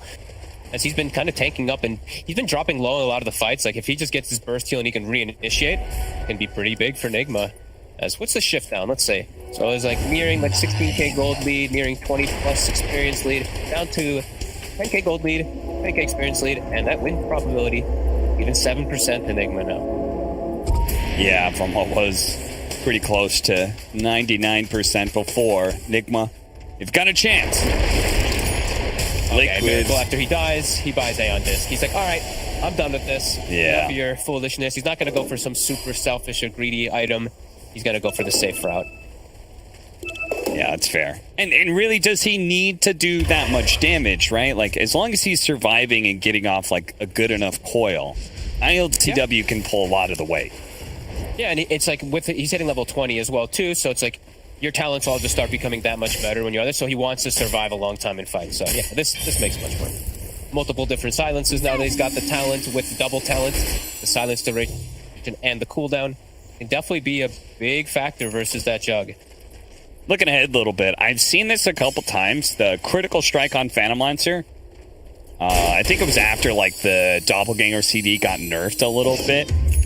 Do you still go the cooldown in your opinion, or do you like the increased damage? Ooh. I don't know if does he need the damage? That's the only thing I'm questioning, right? Like, with the way that they killed the jug 2 times, I think he might be feeling that if he can just amass an army, he might not need it. Yeah. But it's definitely it's game. I don't know. I still feel like I just see most of that. All right, well, the double golem drop with the Aghanim Scepter, that'll add something here. If they can get Insania to level 20, that will be some additional AoE stuns they could really use. And it's changed the way the interval does work. I actually haven't gotten to see it in practice, what that interval even means. I'll be completely honest with you, so I'm looking forward to see it too. Yeah, does that, I'm going to assume that means they chain stun? That's what it looks like. That's what I would imagine. I didn't actually test it. I didn't get to test it. It's one of those few things I didn't get to look at in Warlocks. Because I didn't imagine a lot of Warlocks are going to be getting Ags. Yeah. As they never really do. Yeah. All right, creeps are inside the base. They got to make sure they don't want to have to blow their glyph or anything like that if fast assault comes in. So they come back to their base, make sure that Liquid aren't going to do anything crazy here. Pretty huge item, neutral item that Liquid was able to get on Mickey. He's got a Minotaur horn. This can be something to bail him out of some tough situations where he's just like he's getting coiled and silenced and everything like that. But if he's not silent or if he's not coiled during the stun duration, he can get that Minotaur. He can turn, potentially save himself in a lot of situations now.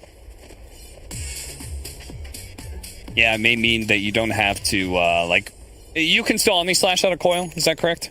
Mm-hmm. Okay, so it means in this situation he doesn't necessarily have to spin to be able to try and get off his Omni Slash or something immediately afterwards. He could just, okay, I'm caught in a coil and I'm silenced. He can just insta-click it. Yeah, he can just protect himself completely from like the chain stun and the burst that can come out. Then that's really seems like it's the name of the game for Mickey. Just keep himself alive a little bit longer, just so he can not get 100 to 0'd. 50 seconds. Nigma are not